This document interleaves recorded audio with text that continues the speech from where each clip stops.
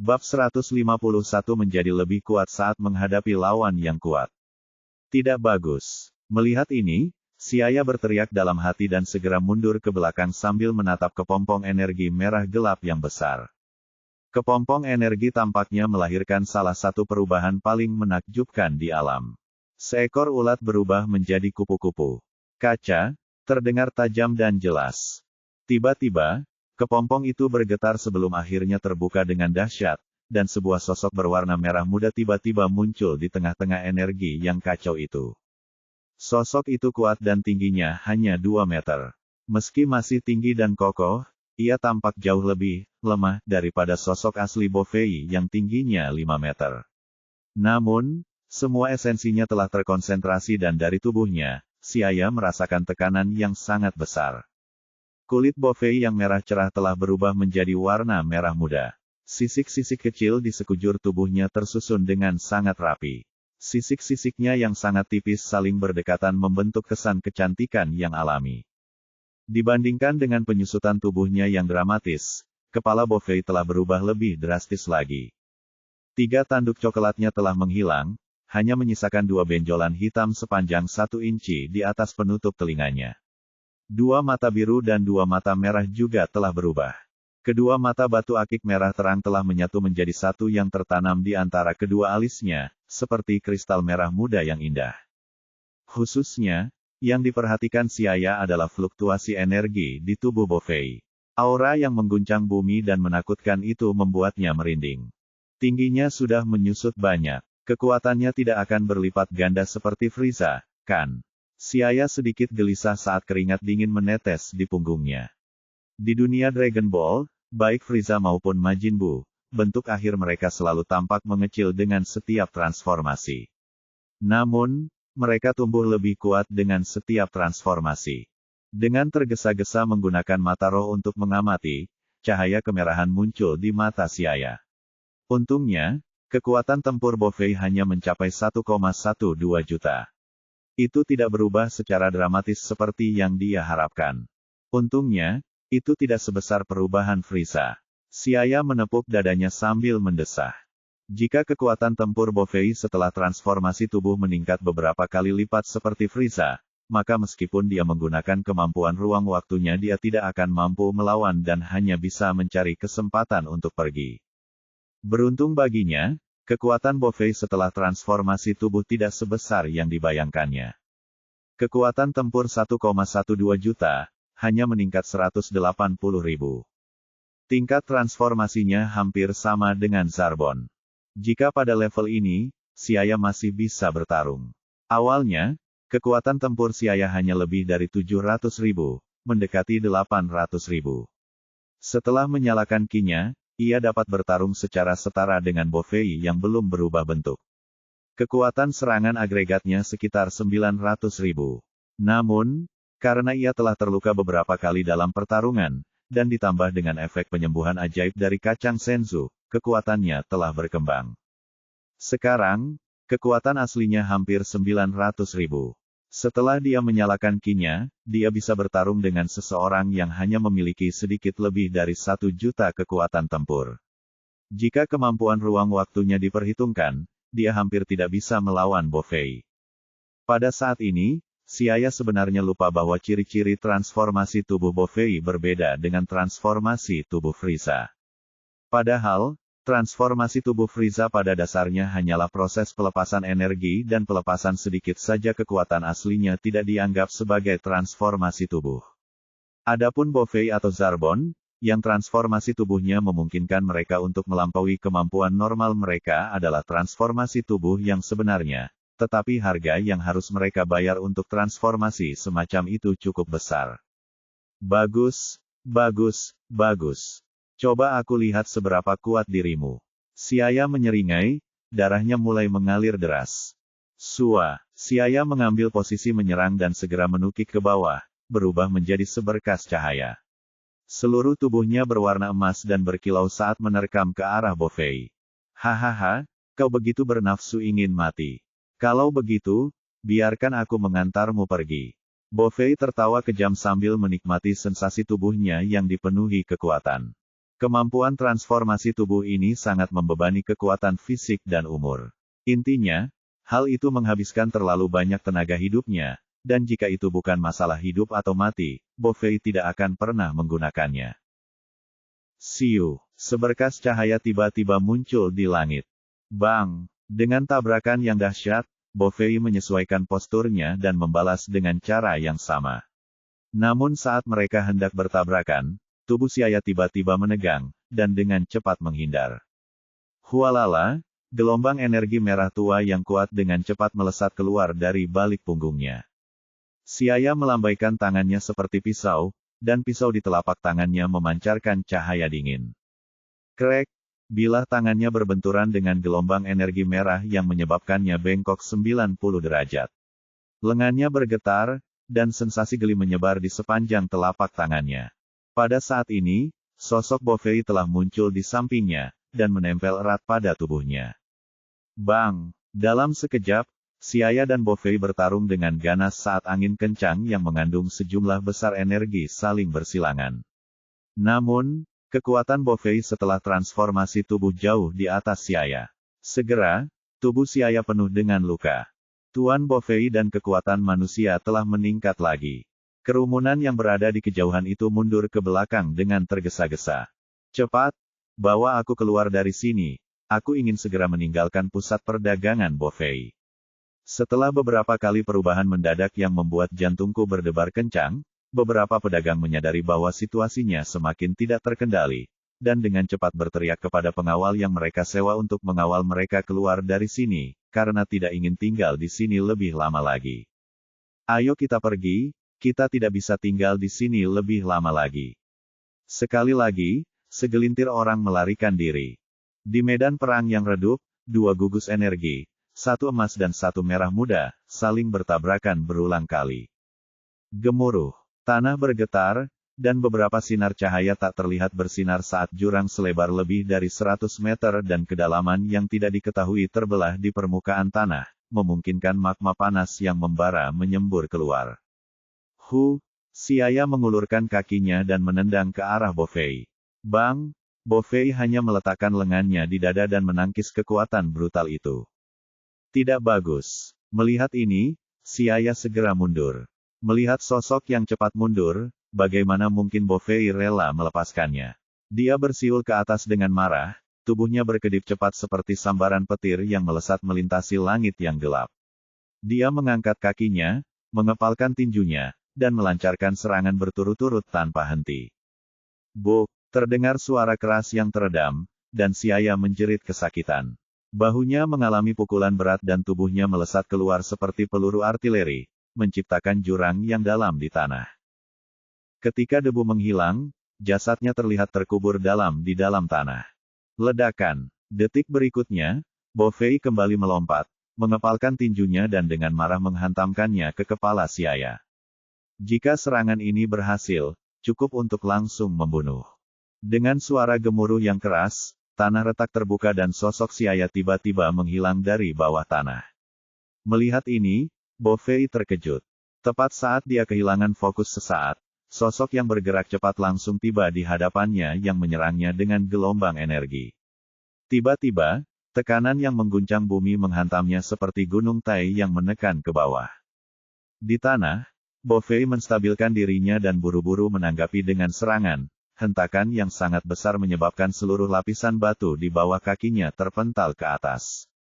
Bukan saja ia telah kehilangan kesempatan bagus, tetapi ia juga membiarkan lawannya melawan balik. Otot-otot Bo Fei berkedut, wajahnya membiru dan putih. Dasar bajingan! Bo Fei mengutuk dengan kejam. Dia belum pernah bertemu lawan sekuat itu. Dia harus menghadapinya secepat mungkin. Cahaya dingin bersinar melalui mata merah muda kristal di dahi Bo Fei. Kemampuan transformasi tubuhnya memiliki batas waktu, dan beban yang diberikan pada tubuhnya sangat besar. Setiap menit, dan setiap detik berarti menguras lebih banyak lagi kekuatan hidupnya. Jika dia tidak menghabisi manusia itu sesegera mungkin, kemungkinan besar dia akan diseret sampai mati saat masih hidup. Mati! Gelombang kejutan Netherworld. Gelombang kejut berwarna merah darah melesat keluar seperti sinar cahaya dingin yang memiliki warna-warna yang mempesona. Di tengah perjalanan, gelombang itu terbagi menjadi dua sinar cahaya yang secara terpisah melesat menuju Siaya, satu demi satu. Gelombang kejutan Netherworld ini bahkan lebih ganas dari yang sebelumnya. Bahkan setelah kekuatannya terbagi menjadi dua, tidak ada sedikit pun tanda-tanda melemah. Terlebih lagi ketika mendekati Siaya, kedua gelombang kejut itu terbagi sekali lagi dan menjadi 6 yang mengelilingi di semua sisi, memotong semua jalur mundur Siaya. Gesekan antara udara dan energi yang kuat menghasilkan suara, zzz, yang keras, mengaduk udara hingga membentuk pusaran angin yang dahsyat. Pusaran angin itu seperti naga banjir yang ganas dan marah yang meraung terus-menerus. Ia menyapu permukaan tanah dan langsung membelah retakan yang menakutkan. Kekuatan penghancur langit dan bumi melesat ke segala arah. Pada saat ini, bahkan langit dan bumi telah kehilangan warnanya, dan debu abu-abu yang kabur langsung menghilang. Ledakan. Di dataran, terjadi ledakan dahsyat di langit. Sebagian kekuatannya menembus lapisan batuan, seolah-olah ingin menembus kerak bumi sepenuhnya. Seluruh benua berguncang hebat. Bahkan di sisi planet yang jauh di seberang, guncangan dahsyat itu bisa dirasakan. Asap mengepul dan pasir kuning memenuhi langit. Angin sepoi-sepoi bertiup menghasilkan suara dengungan ringan. Batuk, hampir saja terblokir. Dengan darah mengucur dari mulutnya, Siaya meletakkan lengannya di depan dahinya saat dia merasakan organ-organ dalamnya mulai rusak. Saat dia bergerak perlahan, retakan di sekujur tubuhnya terasa sakit. Siaya buru-buru menelan kacang senzu lainnya. Bab 152 Kekacauan. Kacang senzu memang layak disebut sebagai obat mujarab. Dalam sekejap mata, luka-luka di tubuh Siaya menghilang sekali lagi. Melihat manusia di hadapannya sekali lagi menjadi kuat dan bersemangat, ekspresi Bofei berubah pucat dan amarah di hatinya mencapai puncaknya. Bajingan, Bofei hanya bisa mengumpat tak berdaya karena marah. Melawan musuh seperti ini yang bisa pulih sepenuhnya dengan segera, dan yang semakin kuat seiring mereka bertarung benar-benar membuat kulit kepalanya terasa mati rasa. Dia tidak tahu harus berbuat apa. Kekuatan tempur Bofei setelah transformasinya sebenarnya jauh di atas Siaya. Bahkan setelah menghabiskan semua kartunya, kekuatan tempur Siaya lebih buruk daripada Bofei. Namun seiring berjalannya waktu, efek samping dari transformasi tubuhnya secara bertahap mulai terlihat. Kekuatan fisik, kecepatan, dan energinya perlahan-lahan melemah. Sementara Siaya tetap berada dalam kondisi puncaknya dengan bantuan kacang senzu dan bahkan kekuatan tempurnya terus meningkat. Seolah-olah dia memperlakukan Bofei sebagai batu asa untuk mengasah keterampilannya.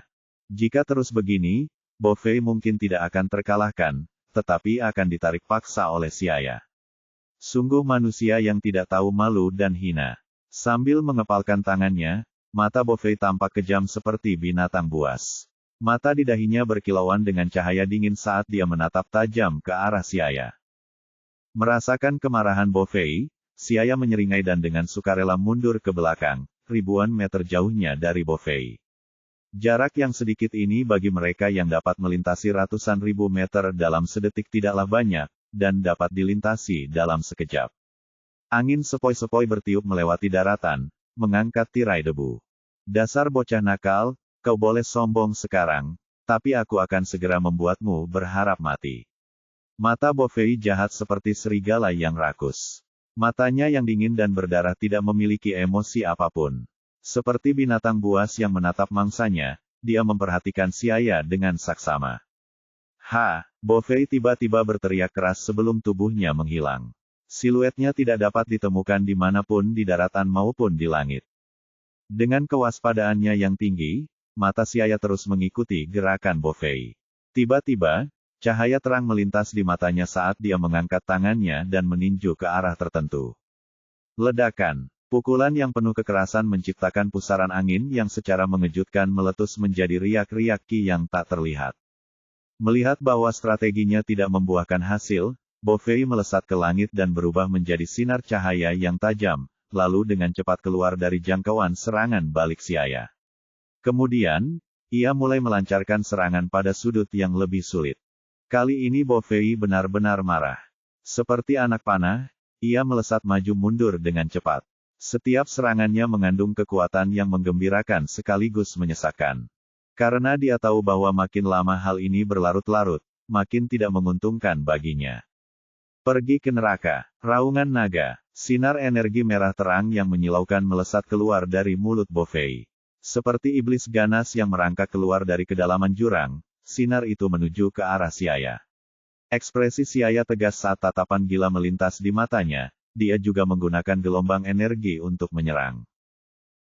Gelombang kejutan energi, gemuruh. Momentum gemuruh yang melaju ke depan sangatlah dahsyat. Awan jamur raksasa segera membumbung tinggi ribuan meter ke langit. Energi tebal dan keruh itu segera menembus atmosfer, mengirimkan sejumlah besar energi ke kedalaman langit berbintang di alam semesta. Di dalam atmosfer, puing-puing memenuhi langit, dan ledakan itu berputar di sekitar kerikil, mengirimkannya ke segala arah. Ah! Gelombang energi menyapu kepala Boku dan yang lainnya, membuat mereka takut dan segera berbaring di tanah untuk menghindarinya. Ini terlalu berbahaya. Pertarungan mereka semakin tak terkendali. Aku tidak bisa tinggal di sini sedetik pun. Cepat, ayo pergi. Planet ini tidak aman lagi, kita harus pergi secepatnya. Beberapa alien pemberani yang tetap tinggal untuk menyaksikan pertempuran itu terlempar jauh. Mereka menyeka keringat di dahi mereka, dan buru-buru berteriak untuk pergi, tidak lagi peduli dengan pertarungan yang seharusnya mengagumkan itu. Pada titik ini, Bofei dan Siaya sama-sama tidak peduli, dan bertekad untuk saling membunuh. Jurus-jurus besar dan ganas dilancarkan berulang kali, tanpa mempedulikan hidup dan mati orang-orang di planet ini. Tak lama kemudian semua penonton telah pergi, dan selain keduanya yang bertarung di medan perang, hanya Boku dan Bolton yang cemas yang masih tersisa. Di sisi lain planet ini, tempat utama, Kolosseum besar, dan bahkan seluruh ibu kota berada dalam kekacauan total. Semua orang ketakutan setengah mati oleh aura pertempuran yang jauh. Setiap beberapa detik, daratan akan bergetar hebat seolah-olah planet ini akan hancur kapan saja. Cepat, siapkan pesawat luar angkasa. Aku harus segera meninggalkan planet ini. Apa yang sedang terjadi? Apakah ini akhir dunia? Beberapa pedagang alam semesta yang tidak tahu apa-apa yang ketakutan, menangkap beberapa alien di sepanjang jalan dan bertanya. Namun saat ini semua orang bahkan tidak punya cukup waktu untuk melarikan diri, jadi bagaimana mereka masih punya waktu untuk peduli pada orang lain? Beberapa alien atau pelancong tunggal yang berada di dekat pesawat luar angkasa segera melompat dan melarikan diri secepat yang mereka bisa. Tidak seorang pun tahu berapa lama planet ini bisa bertahan. Hei, itu pesawat luar angkasaku, kau tidak boleh pergi. Pada saat ini, segala macam hal buruk sedang terjadi. Pusat perdagangan Bofei adalah tempat yang melindungi orang-orang jahat dan membiarkan praktik-praktik keji. Jadi ketika nyawa dan keselamatan mereka sendiri dipertaruhkan, setiap alien menunjukkan sisi terburuk mereka. Aksi perampokan pesawat luar angkasa, keributan hingga perkelahian serta pertikaian antar faksi terlihat di mana-mana. Tak lama kemudian, tempat pelelangan hancur total. Beberapa alien yang kekuatannya lumayan juga ikut beraksi untuk mendapatkan kesempatan melarikan diri demi menyelamatkan diri. Aduh, banyak sekali kekacauan. Pusat perdagangan Bofei akan hancur kali ini. Di planetnya, Raja Kei yang kurus kering meletakkan kedua tangannya di belakang punggungnya sambil menggelengkan kepala dan mendesah. Sebagian besar alien di pusat perdagangan Bofei sangat jahat. Jadi, tentu saja dia tidak merasa menyesal atas kematian mereka, tetapi dia mengasihani para budak yang ditangkap.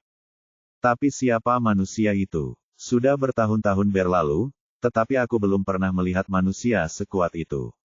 Melihat bagaimana semakin dia bertarung, semakin kuat dia. Mungkinkah dia seorang Saiyan? Raja Kei mulai berspekulasi tentang identitas Siaya, tetapi kemudian segera menggelengkan kepalanya. Saiyan mungkin kuat, tetapi tidak sehebat itu. Bagaimana mungkin bangsa Saiyan memiliki kekuatan tempur lebih dari 1 juta? Namun dengan informasi yang terlalu sedikit, dia tidak dapat menebak identitas Siaya. Kekuatan Bofei ini mulai menurun. Kekuatan serangnya semakin melemah. Siaya batuk seteguk darah, menyeret tubuhnya yang terluka sambil terengah-engah sementara matanya dipenuhi kelelahan. Baju tempur di tubuhnya telah lama terkoyak. Ia tahu bahwa tubuh Bofei tidak sanggup lagi menahan beban berat itu. Kekuatan dan kecepatannya menurun drastis. Jika pertarungan berlanjut, maka kemenangannya sudah pasti akan diraihnya. Ia melepaskan diri dan menghentikan pertarungan.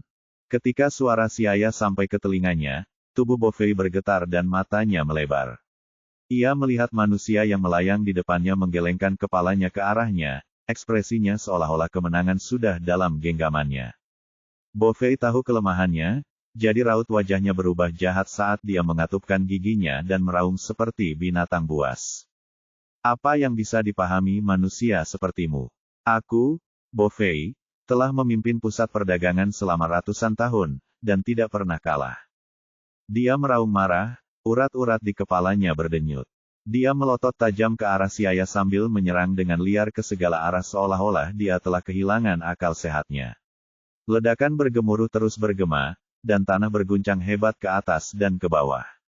Badai berikutnya menggulung debu dan pasir sebelum menghantam mereka ke segala arah. Langit dan bumi tampak kabur. Pemandangan langit berguncang dan bumi bergerak sangat dahsyat, seakan-akan dunia akan kiamat. Bab 153 Ledakan tiba-tiba. Hahaha. Bofei menjadi sangat marah. Seperti binatang buas yang terperangkap dan tahu bahwa dirinya akan mati, ia melancarkan serangan demi serangan ke sekelilingnya. Gelombang energi dalam jumlah besar melewati pasir dan debu di udara. Di tengah badai besar, kawah besar muncul di tanah akibat ledakan. Dia kehilangan akal sehatnya, jadi sisa pertarungan ini seharusnya mudah.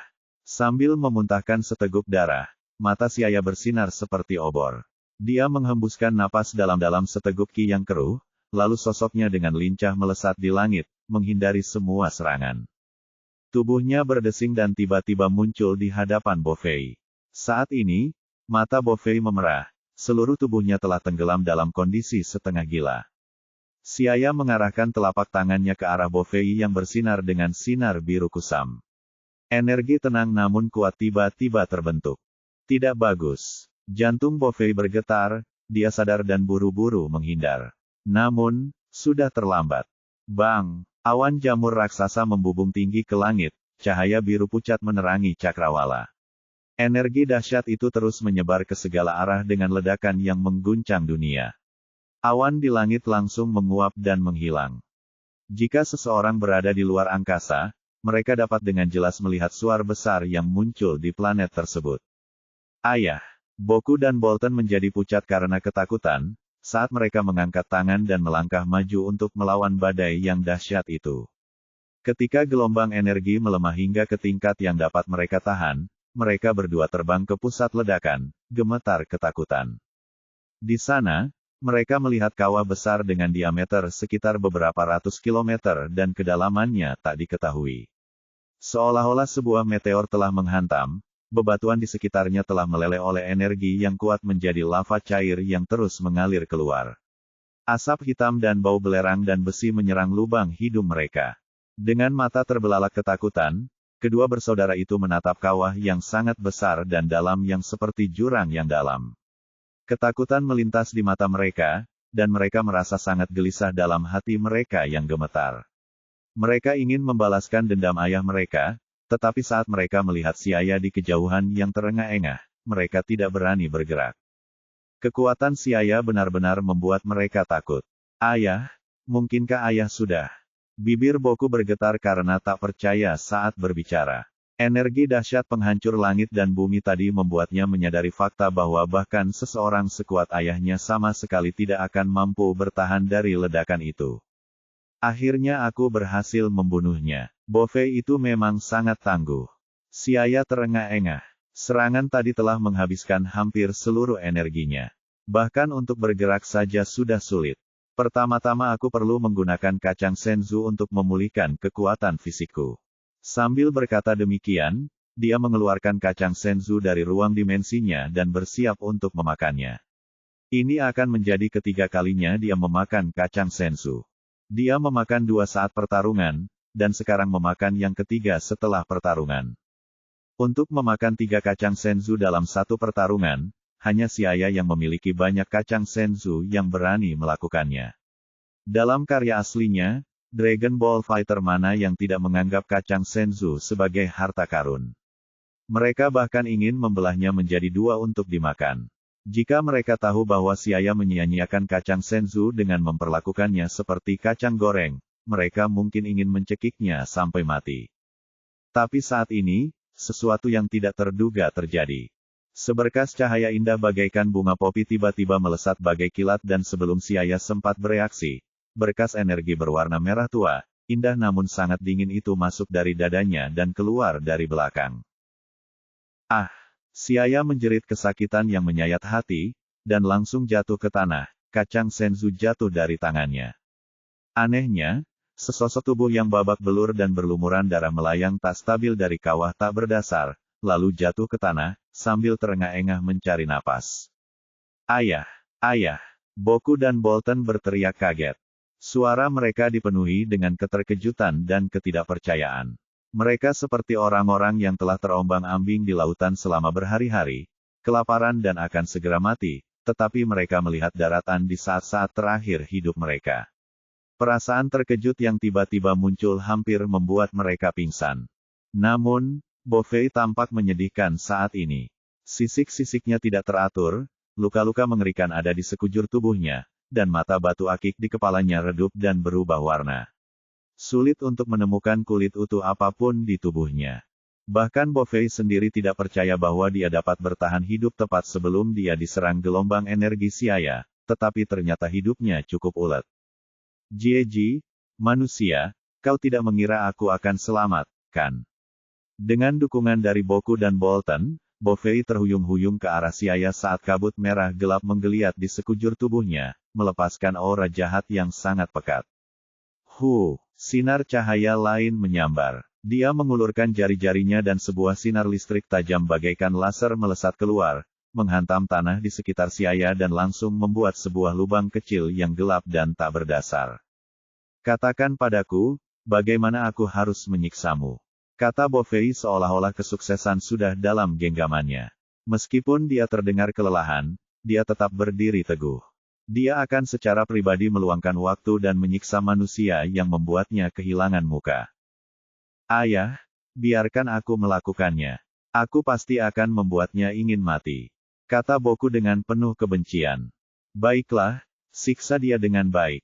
Membiarkannya mati dengan cepat sama saja dengan membiarkannya lolos begitu saja. Bolton mengepalkan tangannya dan berkata dengan tatapan mengancam. Di planet Kai yang jauh, Raja Kai dengan cemas mondar-mandir seperti seekor semut di wajan panas. Oh tidak, aku tidak menyangka Bofei benar-benar selamat dari serangan sekuat itu. Sekarang sudah berakhir. Jika kesempatan emas ini hilang, akan sangat sulit untuk berharap agar Bofei terbunuh. Bagaimanapun, kekuatan Bofei setelah transformasi tubuhnya adalah salah satu yang terbaik di medan bintang di bawah pemerintahan Raja Kai. Jangan terburu-buru, aku ingin membunuh manusia ini sendiri. Suara Bofei dingin dan hampa, memancarkan kebencian yang mendalam. Ya, ayah, kau yang melakukannya.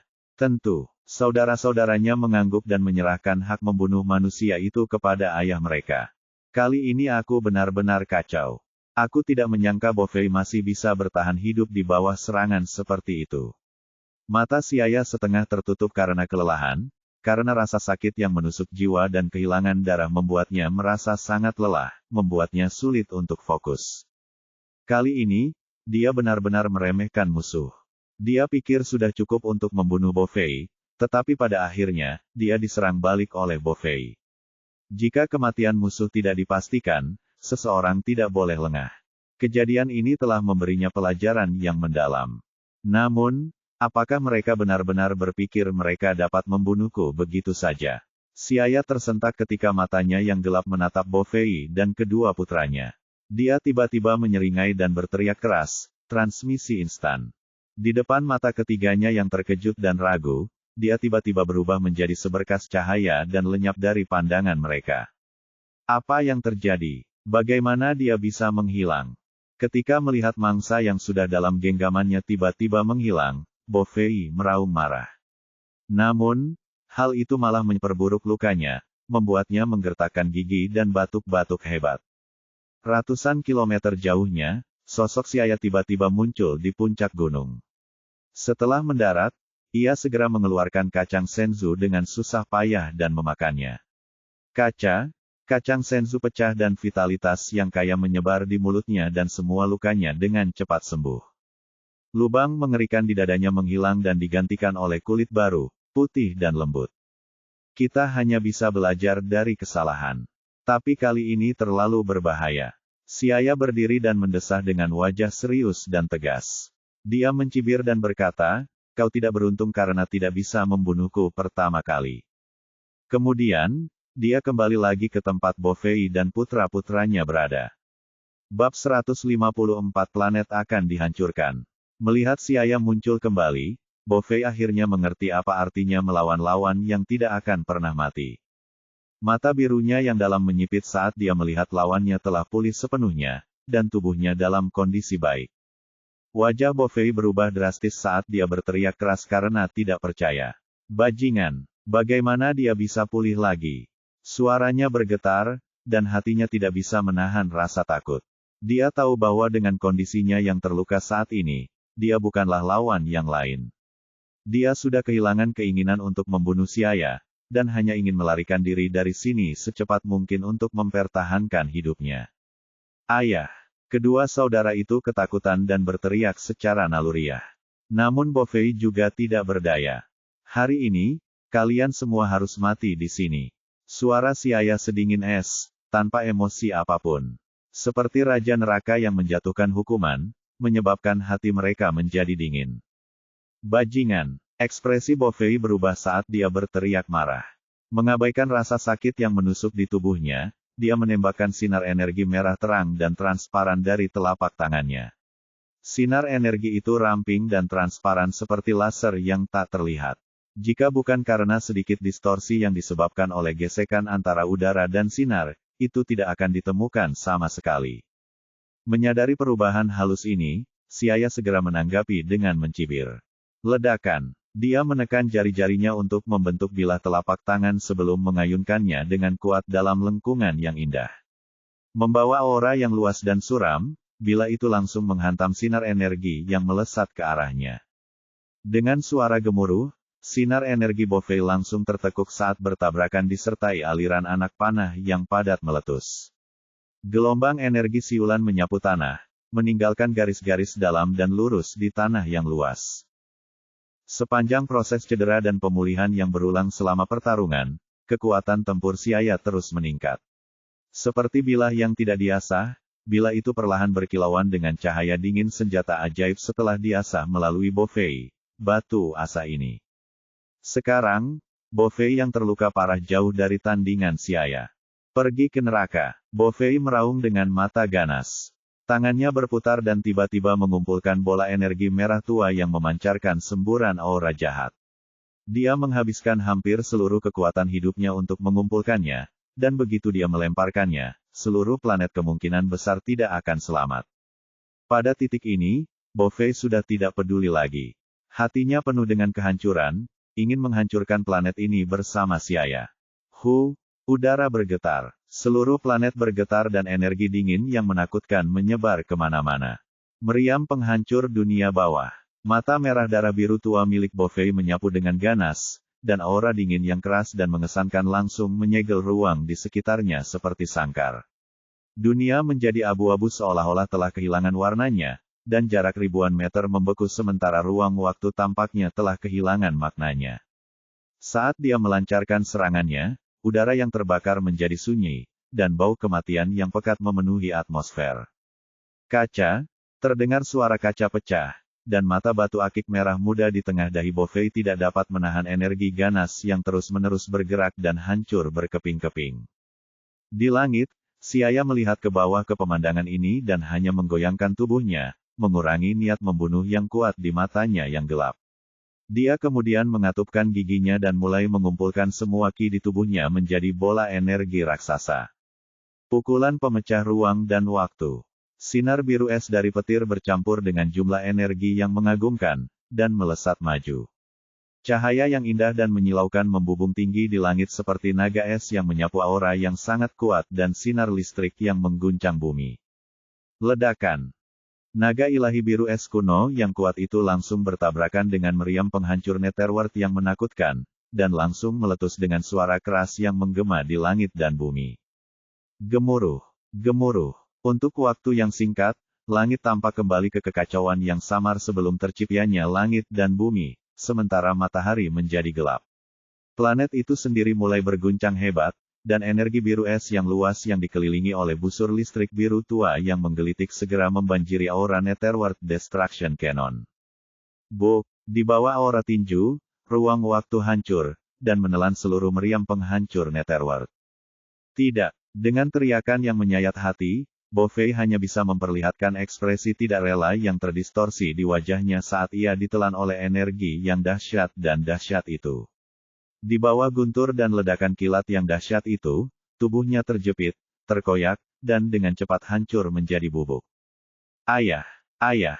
Dua jeritan mengerikan lainnya pun terdengar, saat Boku dan Bolton juga tertelan oleh energi yang mengamuk itu, dan juga berubah menjadi bubuk dengan segala perlawanan.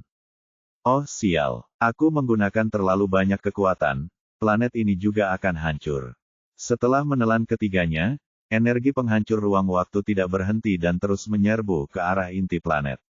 Dengan suara kaca, inti planet tertembus, dan energi ganas melesat keluar dari sisi lain planet. Bintang utama Bovei Trading Center akan segera hancur. Huala, saat inti planet hancur, sinar cahaya yang menyilaukan mulai muncul di seluruh planet saat lempeng tektonik utama menjadi tidak stabil yang menyebabkan badai, tsunami, dan badai besar menerjang. Di tengah gemuruh guntur dan kilat, lempeng tektonik terkoyak oleh kekuatan yang luar biasa dan dengan cepat hancur berkeping-keping. Planet itu mulai memasuki hitungan mundur menuju kehancuran. Para alien yang masih berada di bintang utama dan tidak dapat melarikan diri tepat waktu menjadi panik. Mereka bahkan tidak tahu bahwa penguasa mereka telah meninggal terlebih dahulu. Mereka hanya bisa menyaksikan dengan tak berdaya saat lava yang membara semakin dekat dan dekat sebelum menelan mereka. Apa yang terjadi? Panas sekali. Selamatkan aku. Tolong, seseorang selamatkan aku. Menangis dan menjerit seperti orang gila, semua orang dengan panik mencoba melarikan diri. Pesawat ruang angkasa kecil mencoba melarikan diri sebelum planet itu hancur. Untuk sesaat, banyak berkas cahaya terang saling terkait di langit berbintang, melesat cepat ke langit berbintang yang luas. Aku juga harus pergi secepatnya. Siaya menatap kawah yang terbakar itu, dan perasaan mati rasa melanda hatinya.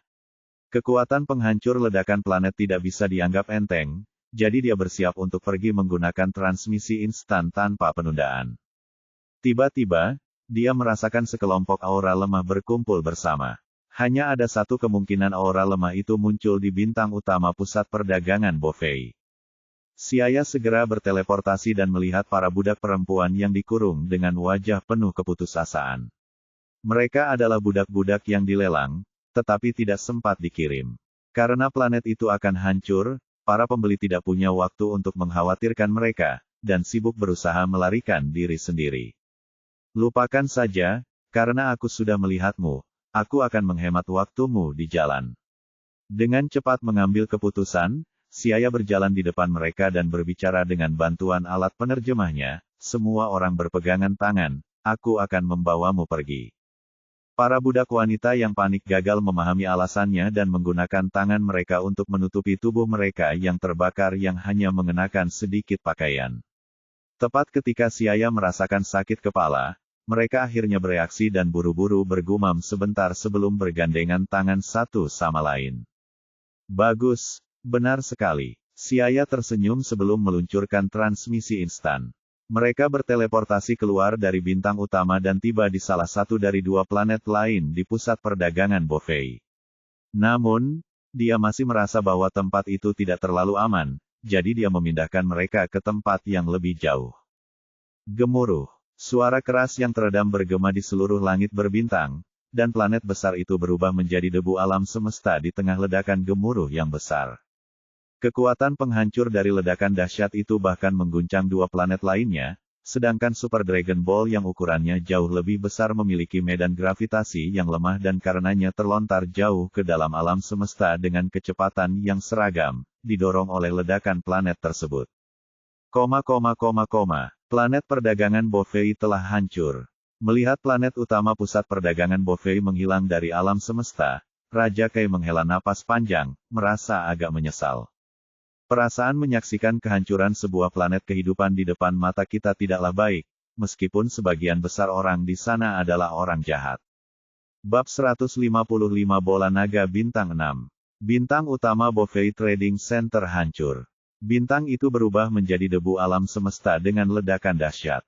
Setelah sekian lama, gelombang kejut dari ledakan itu berangsur-angsur mereda. Saat ini, langit berbintang di alam semesta yang tak terbatas menjadi kacau karena debu yang bertebaran. Meteorit besar dan kecil mengotori orbit bintang utama sebelumnya membentuk sabuk asteroid melingkar. Karena kehilangan benda angkasa utama yang menjaga keseimbangan material, gravitasi pusat perdagangan Bovei perlu dipulihkan. Hal ini telah memengaruhi situasi orbit dua planet perdagangan lainnya, sehingga di mana-mana terjadi kekacauan meteorit yang berterbangan ke segala arah.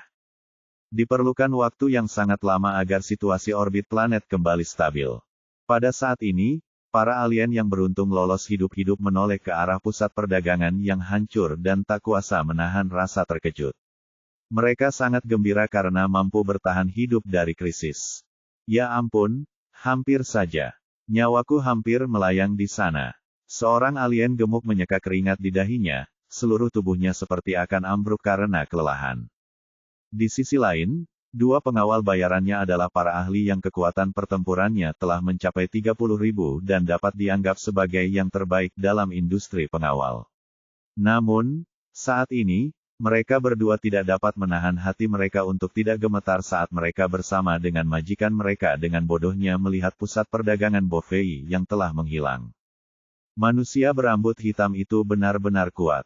Bahkan Tuan Bovei, yang telah mengawasi pusat perdagangan Bovei selama beberapa ratus tahun bukanlah tandingannya. Bukankah begitu? Planet sebesar itu mudah sekali hancur. Untungnya, kita berhasil melarikan diri dengan cepat. Alien yang beruntung lolos dengan selamat berbicara satu sama lain melalui saluran publik. Tiba-tiba, suara lolongan memilukan terdengar. Mendengar suara lolongan memilukan itu membuat semua orang merinding. Mereka dalam hati mengagumi keterus-terangan orang yang melolong itu. Tapi ini saluran publik ah. Bukankah orang itu takut kehilangan muka? Dari suaranya, seharusnya itu adalah pedagang besar di Kodon Starfield, Tuan Bisoya, kan? Kenapa dia menangis sesedih itu? Seseorang bertanya dengan heran. Tuan Bisoya terkenal dengan kepribadiannya yang belak-belakan. Kudengar dia datang ke pusat perdagangan Bovei kali ini dengan tujuan tunggal untuk membeli lebih dari 300 budak wanita cantik. Dia bermaksud untuk mengangkut mereka kembali ke medan bintang Kodon untuk dipersiapkan, sebelum menjualnya kepada para bangsawan yang membutuhkannya. Ah! Apakah itu sekelompok budak perempuan yang diperdagangkan tadi pagi di tempat pelelangan? Seseorang menjawab, "Ayaya, budak-budak perempuan itu semuanya sangat lembut dan cantik. Kalau saja tawaran Tuan Bisoya tidak terlalu tinggi, saya pasti ingin membeli beberapa dan membesarkannya setelah kembali. Mungkin mereka bisa dijual kembali dengan harga yang bagus." Tepat sekali, Pak Bisoya bahkan sudah membayar ke pusat perdagangan. Saat itu, pusat perdagangan sudah ambruk, dia mungkin mengalami kerugian besar. Ai, sudah bayar tapi belum dapat budak wanita cantik. Kalau aku juga pasti nangis. Siapa yang tahu kapan pusat perdagangan akan dibangun kembali? Diskusi terus berlanjut berpusat pada topik ini di saluran publik. Seketika terlintas dalam pikiran mereka bahwa seiring dengan meninggalnya Bovei dan putra-putranya, Bovei Trading Center hanya tinggal nama. Mungkin suatu hari, orang penting lain akan datang dan mengambil alih posisi agen trading center. Namun, membangun kembali trading center bukanlah hal yang mudah. Tentu saja, semua ini adalah urusan Universe Commerce Alliance. Mereka hanya perlu terus menjalankan bisnis mereka. Kami hanya berharap agen selanjutnya bisa bersikap sedikit lebih baik dan mengurangi eksploitasi mereka. Setelah beberapa saat, alien-alien itu kehilangan minat. Jadi, mereka saling berpamitan dan berdua-dua atau bertiga pergi bersama para pelayan dan pengawal mereka, kembali ke planet penguasa masing-masing. Tepat pada saat itu, Kekosongan itu terdistorsi bagaikan semburan air laut yang muncul di ombak, dan seorang pemuda berambut hitam melangkah keluar dari ruang yang melengkung itu. Dia melihat hamparan bintang yang tak terbatas, tak teratur, dan redup serta planet yang terbakar di kejauhan dan dua planet padat yang berputar mengelilinginya, sementara bola naga super berwarna oranye gelap tidak ada. Apakah menghilang lagi? Siaya mengeluarkan radar bola naga dan melihatnya. Titik cahaya di atas yang mewakili bola naga super bergerak dengan kecepatan lambat.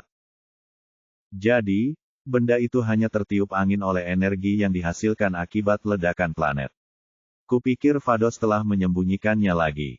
Asalkan tidak disembunyikan oleh Vados. Pikir Siaya sambil tersenyum. Awalnya, ketika planet perdagangan Bovei dihancurkan, Siaya telah berteleportasi bersama kelompok budak wanita itu dan menemukan tempat di sebuah planet kecil untuk menampung mereka sebelum bergegas kembali tanpa berhenti untuk beristirahat. Dia tidak menyangka bola naga super itu tiba-tiba menghilang seolah-olah telah tumbuh kaki. Sungguh tidak mudah mencari bola naga super itu. Siaya hanya bisa menghela napas.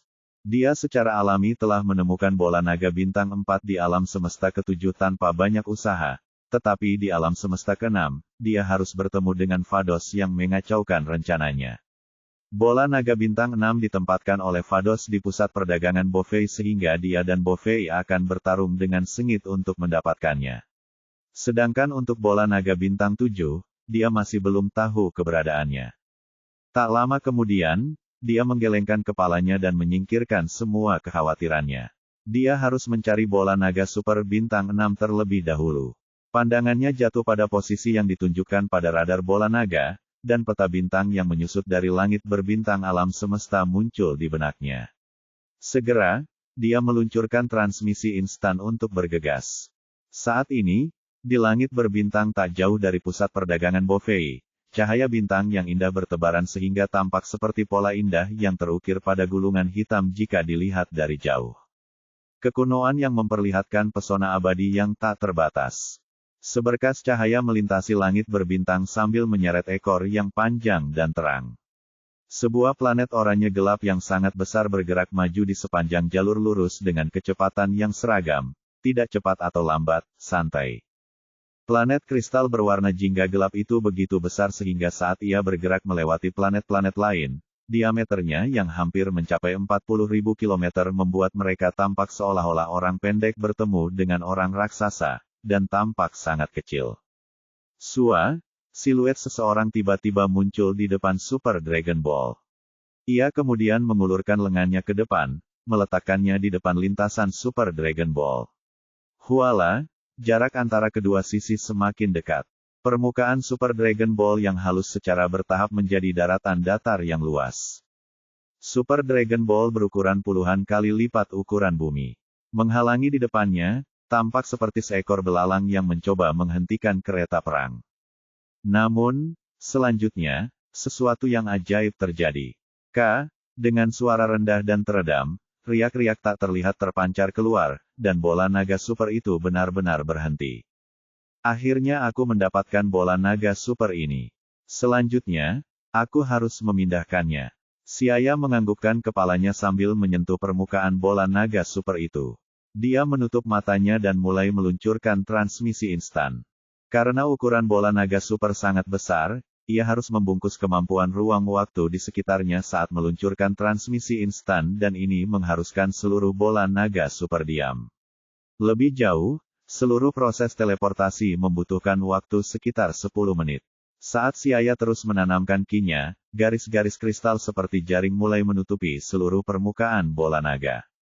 Secara bertahap, garis-garis yang berkilau dan tembus pandang menjadi semakin terkonsentrasi, dan pekerjaan persiapan telah selesai. Super Dragon Ball sedikit mulai bergetar. Transmisi instan. Setelah teriakannya yang keras, Siaya menghilang bersama bola naga super itu. Detik berikutnya, ia muncul di medan bintang lain yang sangat jauh di mana bola naga super lainnya berada. Saat kedua bola naga super itu berkumpul bersama, mereka langsung meledak menjadi kilatan emas terang disertai suara dengung rendah, weng-weng, seperti dua sinyal pelangi yang terus berkedip. Sekarang, hanya ada satu bola naga super terakhir yang tersisa, tapi aku tidak tahu di mana Vados menyembunyikannya. Saat dia memikirkan bagaimana dia belum mendapat kabar tentang bola naga super terakhir, alis Siaya berkerut. Hanya ketika ketujuh bola naga berkumpul bersama, mereka akan menunjukkan perannya. Jika tidak ada, 6 lainnya hanya akan menjadi hiasan. Vados itu tidak sengaja tidak membiarkanku memperoleh bola naga ketujuh, kan? Tidak, berdasarkan perkataannya sebelumnya, dia hanya akan meningkatkan tingkat kesulitan dalam mencari bola naga, jadi tidak mungkin dia akan melakukan itu. Siaya merenung dalam hati. Malaikat seperti Vados dan Whis, mereka selalu bersikap netral apapun yang terjadi di alam semesta, bahkan jika alam semesta akan hancur. Jika tidak diperintahkan oleh dewa penghancur atau dewa tingkat tinggi, mereka hanya akan melihat tanpa melakukan apapun. Jadi, dia tidak punya alasan untuk menghalanginya mendapatkan bola naga super. Tampaknya Vados takut dewa kehancuran Champa akan tahu bahwa dia membiarkannya mengambil bola naga super dan menyalahkannya setelah itu. Jadi, dia secara simbolis meningkatkan tingkat kesulitan untuknya. Tapi, Siaya tertawa getir karena tingkat kesulitan simbolis Vados telah menciptakan gangguan yang terlalu besar baginya. Lupakan saja, mari kita cari petunjuk lainnya. Aku sudah mengumpulkan 6 bola naga super dan tentu saja tidak akan kekurangan yang terakhir. Memikirkan hal itu, Siaya kembali menggunakan transmisi instan untuk pergi dan kembali ke planet kecil tempat dia menempatkan para budak wanita yang telah diselamatkannya dari pusat perdagangan Bovei. Dia juga tidak bisa begitu saja meninggalkan mereka di sana. Di sisi lain, planet dewa penghancur yang misterius. Pohon ilahi yang sangat besar menjulang tinggi membentang di seluruh planet dewa penghancur. Di samping sebuah danau, ombak biru bergelombang, dan rumput hijau dan lembut bergelombang bebas dan ringan seperti riak di permukaan air. Vados duduk di tanah, rambutnya yang indah dan berwarna abu-abu keperakan berkibar tertiup angin sepoi-sepoi, bergoyang mengikuti angin. Jubah hijaunya yang anggun melekat pada lekuk tubuhnya yang indah dan anggun, memperlihatkan kecantikan yang lain.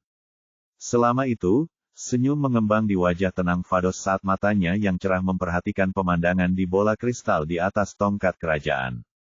Ai, bocah dari alam semesta ketujuh ini tampaknya seorang Saiyan, dan dia menguasai banyak sekali keterampilan, tetapi sangat disayangkan bahwa keterampilannya hanya mencolok tanpa makna, atau kalau tidak, dia tidak akan membutuhkan waktu yang lama untuk menghadapi Bovei yang remeh.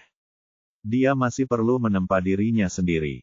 Vados tersenyum tipis. Hanya dengan sekilas, dia telah melihat sepenuhnya kekuatan Siaya. Meskipun Siaya tidak terlalu banyak menggunakan kemampuan ruang waktunya. Dengan seberapa banyak pengalaman Vados, dia dapat memahami situasi Siaya sepenuhnya. Bab 156 Bumi Lain. Demikian pula yang juga memperhatikan Siaya adalah Raja Kai dari galaksi Bima Sakti. Hanya ketika dia melihat Siaya menggerakkan bola naga bintang 6, dia tahu bahwa ada planet kristal misterius di dunia. Jadi tujuan manusia adalah planet jingga gelap yang misterius itu. Jika aku bisa menemukan planet yang mirip, mungkin aku bisa meminta bantuan manusia itu. Tunggu, kata-kata Raja Kai yang berkulit hijau tiba-tiba terhenti, lalu dia mencari-cari di wilayahnya.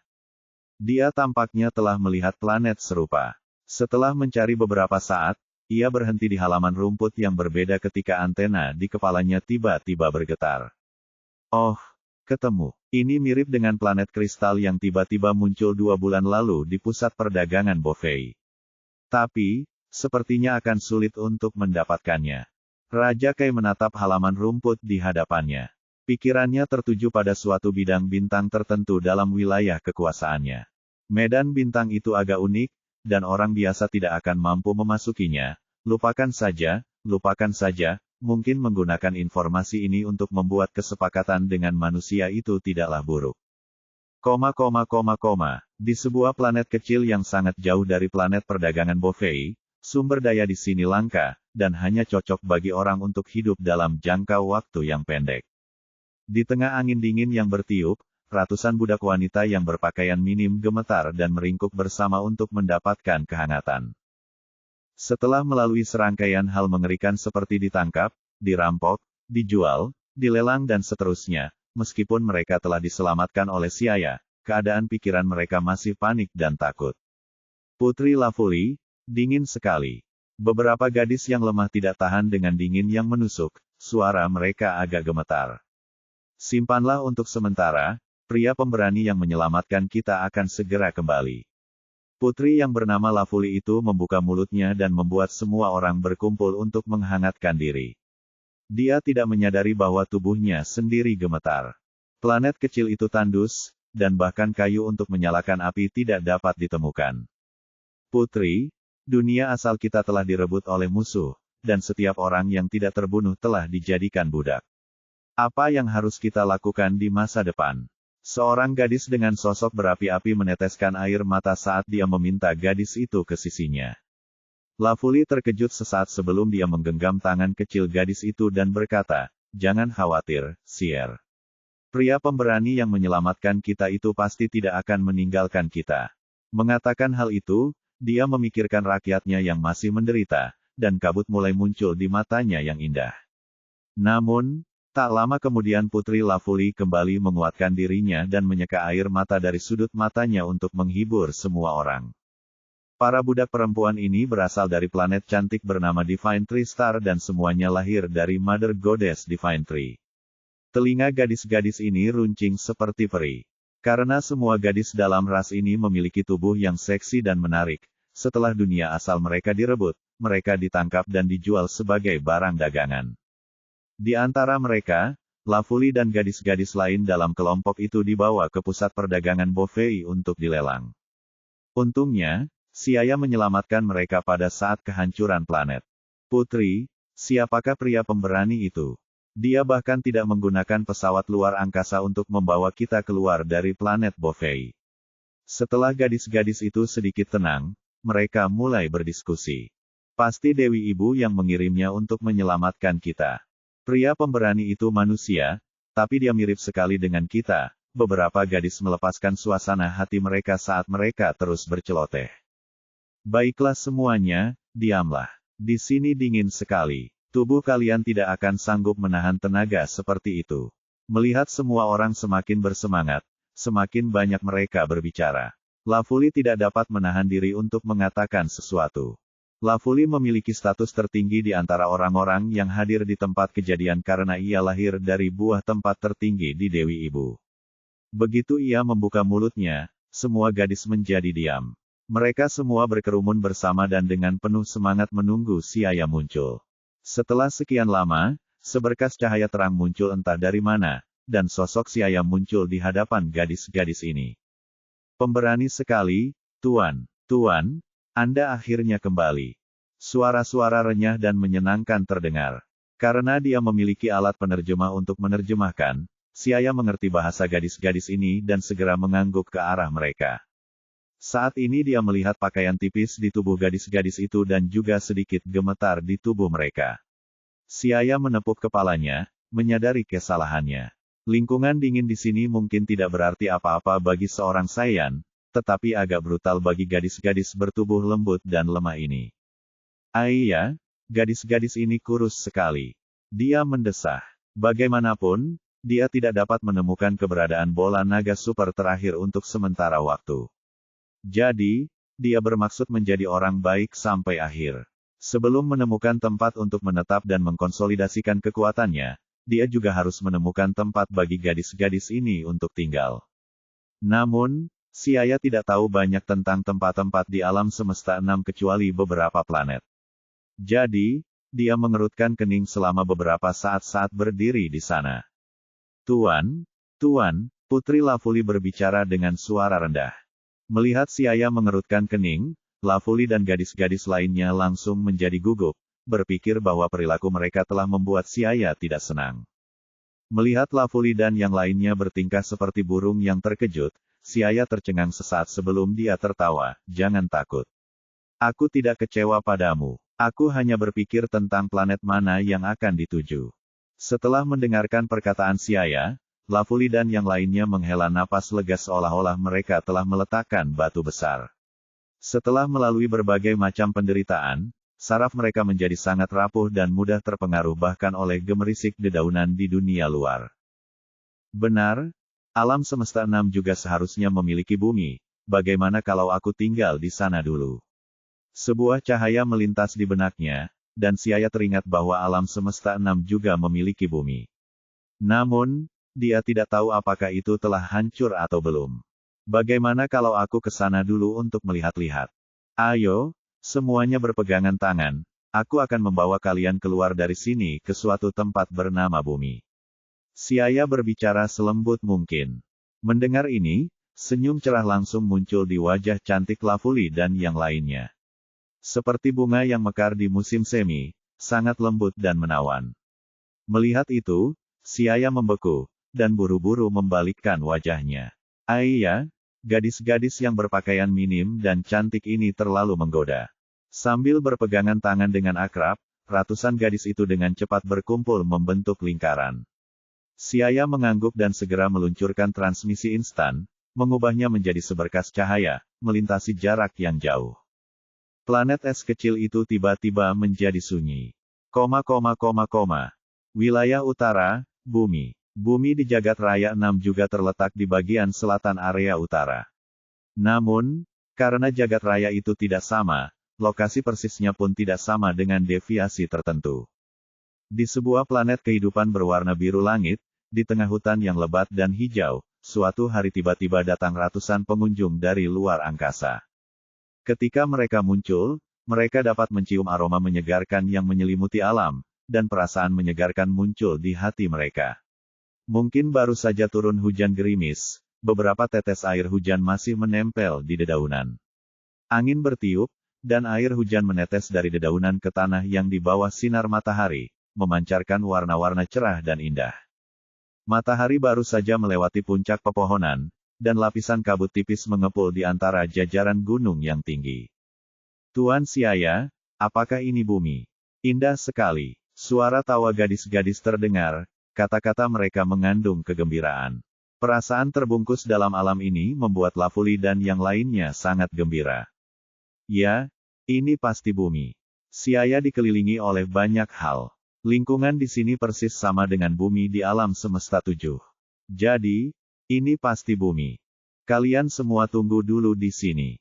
Aku akan pergi mengambil beberapa pakaian untuk kalian.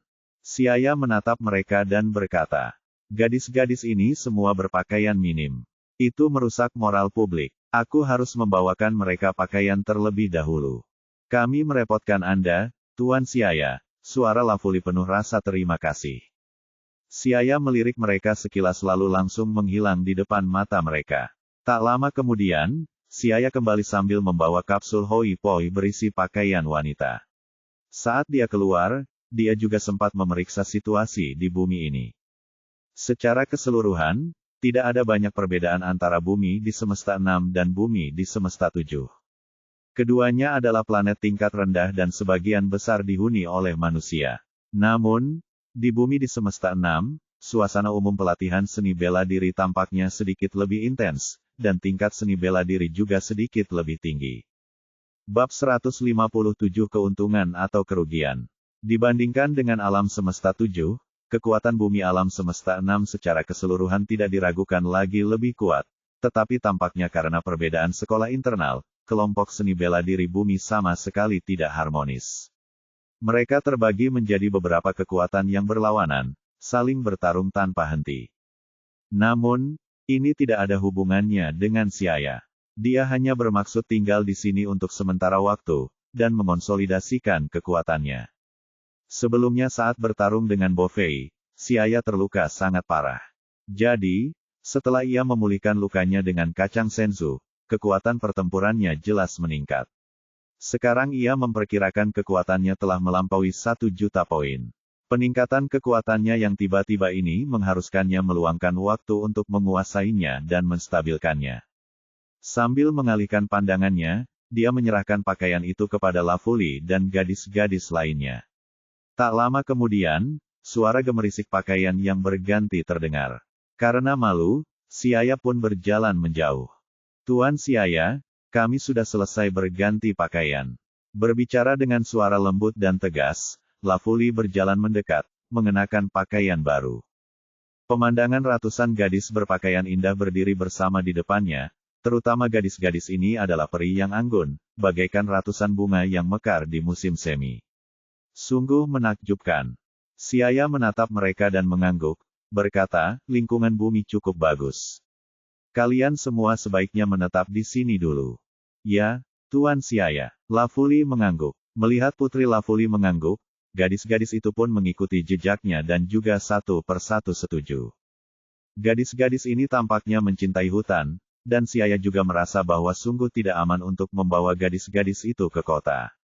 Jadi, ia membawa mereka untuk mencari hutan terdekat yang jauh dari keramaian peradaban, dengan maksud untuk menenangkan mereka. Sesampainya di tanah terbuka, Siaya mengeluarkan sekotak kecil kapsul Hoi Poi dari ruang dimensi sebelum mengambil salah satunya dan membuangnya setelah menyalakannya. Dengan kepulan asap, banyak villa mewah tiba-tiba muncul di atas tanah terbuka yang bersih.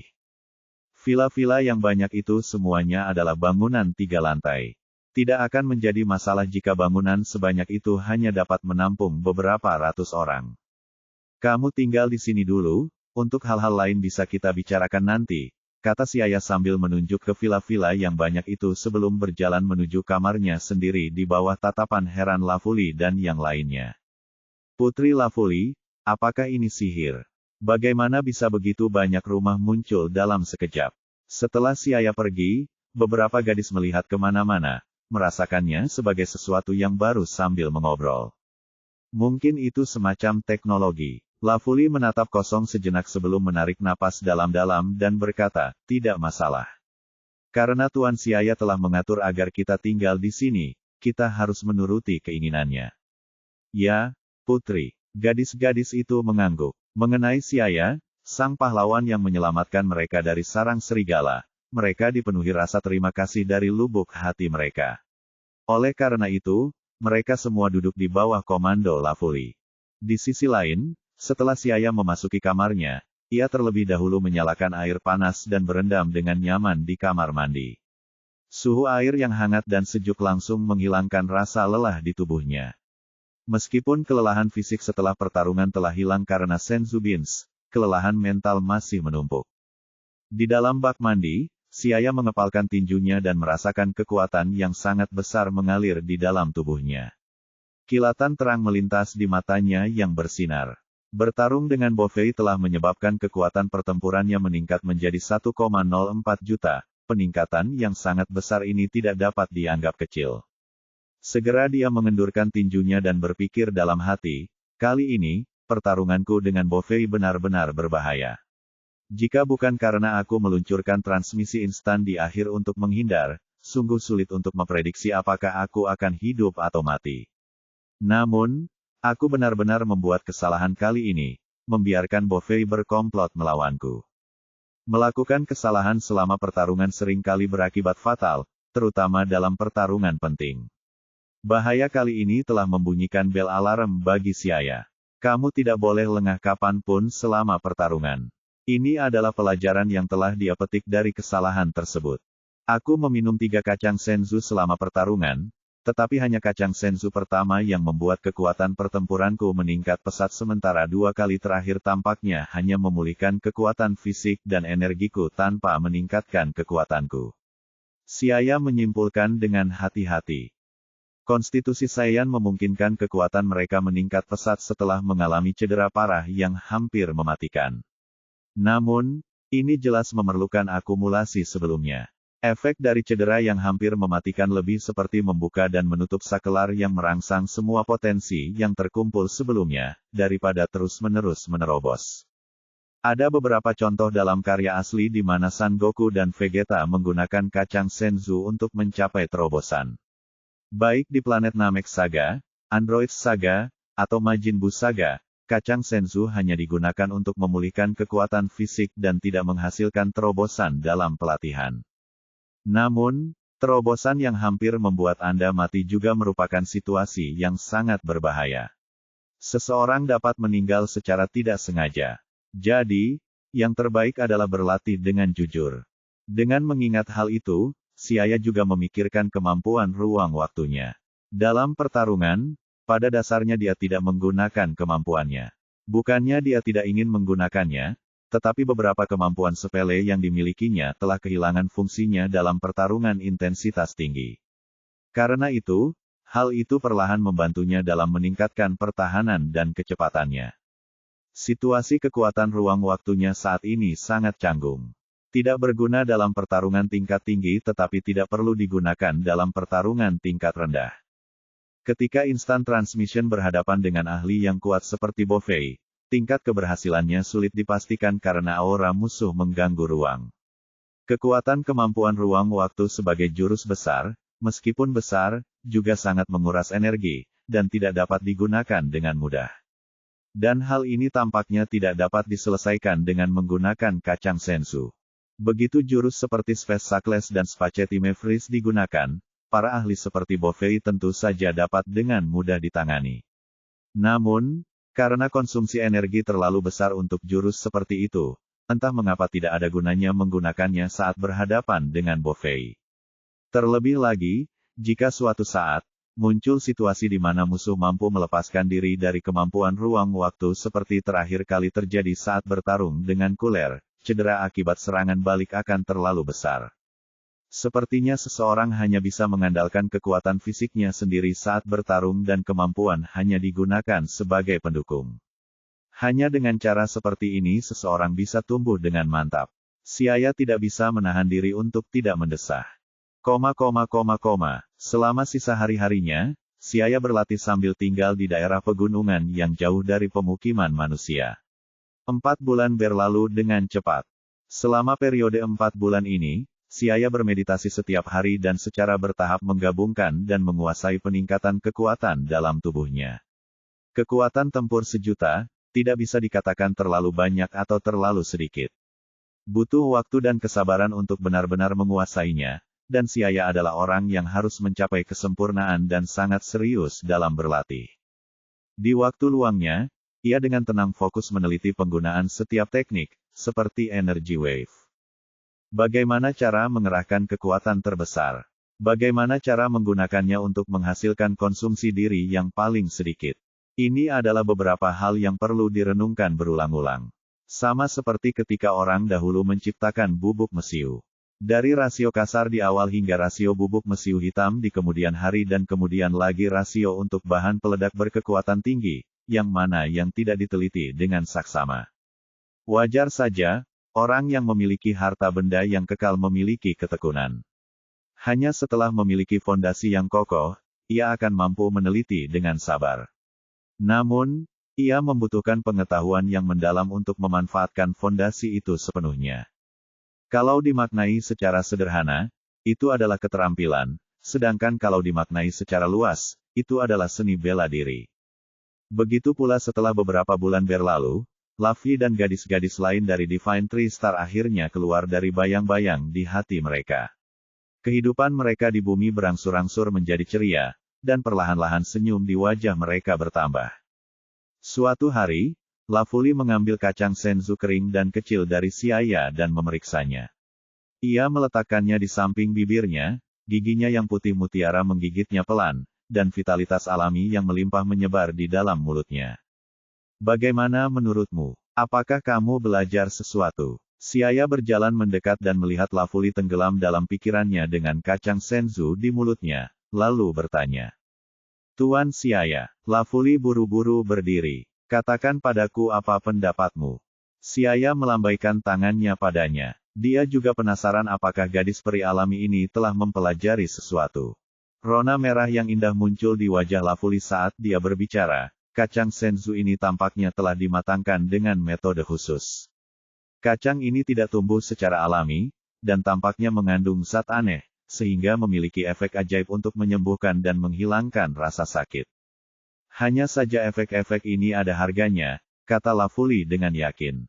Siaya menganggukkan kepalanya. Tidak ada yang bisa diperoleh tanpa harga. Kacang senzu ditanam menggunakan air ultra divine, dan air ultra divine adalah air obat yang sangat beracun yang sangat berbahaya selain mengembangkan potensi.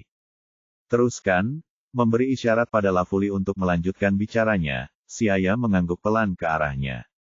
Saat kacang senzu menyembuhkan luka, sebenarnya kacang itu menyerap sebagian potensi tubuh yang diubah menjadi kekuatan alami untuk penyembuhan. Hal ini pasti akan menyebabkan peningkatan kekuatan melambat selama beberapa waktu setelah kacang senzu digunakan, kata Lafuli dengan yakin. Karena peri alami lahir dari buah pohon ilahi, dia sangat peka terhadap efek kacang senzu. Dan karena bangsa Saiyan seperti Sir Siaya memiliki potensi yang sangat besar, meskipun mengonsumsi kacang senzu setelah mengalami luka serius akan menghabiskan sebagian potensi mereka, hal itu tetap dapat meningkatkan kekuatan mereka secara signifikan, tetapi kemudian mereka akan membutuhkan waktu yang lama untuk mengumpulkannya. Kacang senzu tentu saja tidak bisa membuat Saiyan terus-menerus meningkatkan kekuatan mereka. Menguras potensi demi pemulihan cepat menjelang kematian. Ini mirip dengan dugaan Siaya. Hanya saja, makan kacang senzu terlalu banyak akan membuat latihan di masa mendatang menjadi sulit. Sama seperti awalnya ketika cedera parah mungkin memerlukan waktu 6 bulan untuk pulih. Namun, kacang senzu dapat memungkinkan Anda pulih dalam sekejap, tetapi harganya adalah pertumbuhan yang lambat selama setengah tahun terakhir atau bahkan 1 tahun waktu latihan. Apakah untung atau rugi merupakan untung atau rugi akan berbeda-beda pada setiap orang. Bagi mereka yang mengalami luka berat dan hampir meninggal, tentu itu merupakan suatu keuntungan. Akan tetapi, bagi mereka yang hanya perlu menggunakan sedikit kekuatan fisik dan beristirahat sejenak untuk pemulihan, niscaya itu merupakan kerugian yang sangat besar. Tampaknya di masa depan, jika tidak terluka parah dan hampir mati, ia tidak boleh makan terlalu banyak kacang senzu. Alis Siaya berkerut saat dia tiba-tiba mendapat sedikit pencerahan. Bab 158 Menara Suci yang berbeda. Nah, apakah hidupmu di bumi selama ini nyaman? Tanya Siaya. Akhir-akhir ini, Siaya asyik berlatih. Dia tidak terlalu memerhatikan gadis-gadis elf itu, hanya berinteraksi dengan orang Lafuli ini. Terima kasih, Tuan Siaya. Kami baik-baik saja, kata Lafuli sambil tersenyum. Kehidupan di bumi bisa dibilang sangat nyaman, tetapi atmosfernya tidak senyaman di dunia asal mereka. Mereka selalu khawatir dengan dunia asal mereka yang dihuni oleh alien. Tidak tahu apa yang terjadi pada Dewi Ibu dan saudari lainnya. Lafuli menghela napas. Keberuntungan mereka bisa dibilang cukup baik karena mereka bertemu dengan Tuan Siaya yang kuat dan baik hati. Saudari lainnya mungkin tidak seberuntung itu. Mungkin mereka telah dijual oleh alien lain. Siaya menatap wajah gadis itu yang lembut dan tak dapat menahan diri untuk tidak memikirkan Siling dan Miers. Aku sudah lama pergi, dan aku masih belum mendapat kabar tentang bola naga super terakhir. Mungkin dia harus kembali. Sambil menepuk kepala gadis itu dengan lembut, Siaya berkata, Lafuli, kamu tidak perlu terlalu khawatir. Aku bisa pergi ke dunia asalmu untuk melihatnya nanti saat aku punya waktu dan jika perlu bisa membantu. Benarkah? Terima kasih, Tuan Siaya.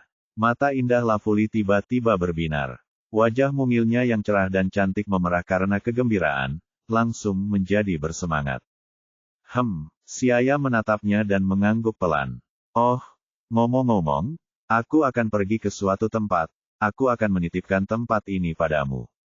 Jika ada binatang buas atau manusia yang datang, ingatlah untuk waspada terhadap mereka. Siaya tahu kekuatan gadis-gadis ini. Kekuatan tempur mereka yang mencapai 70 dan 80 memang sangat lemah bagi alien-alien itu. Namun, berhadapan dengan beberapa binatang buas dan penduduk bumi yang belum terlatih seharusnya tidak menjadi masalah. Selama Lafuli dan yang lainnya tidak bertemu dengan ahli bela diri, itu seharusnya sudah cukup untuk mempertahankan diri. Tenang saja, Tuan Siaya. Serahkan tempat ini pada kami. Lafuli menegakkan dadanya dan berjanji. Dari penampilannya yang menggemaskan, jelas tidak terlihat bahwa dia adalah putri dari suatu ras. Oke, Siaya mengangguk lalu segera terbang ke langit. Setelah mencapai ketinggian 10.000 meter di langit, ia tiba-tiba melaju ke suatu arah. Seberkas cahaya menerobos udara seperti anak panah dan dengan cepat berubah menjadi bayangan hitam kecil, menghilang di cakrawala. Melihat sosok Tuan Siaya yang menjauh, Lafuli mengangkat tangan putihnya untuk menyemangati dirinya sendiri dan kemudian sambil bersenandung dengan gembira, dia pergi mencari saudara perempuannya. Saat ini, dia merasa bahagia seperti sebelumnya. Langit biru cerah, dan awan putih bersalju melayang di udara yang berubah bentuk seiring dengan perubahan angin. Penampilannya yang transparan bagaikan gula-gula kapas yang lesat. Para seniman bela diri bumi ini terbagi dalam organisasi-organisasi yang saling bertentangan karena aliran yang berbeda.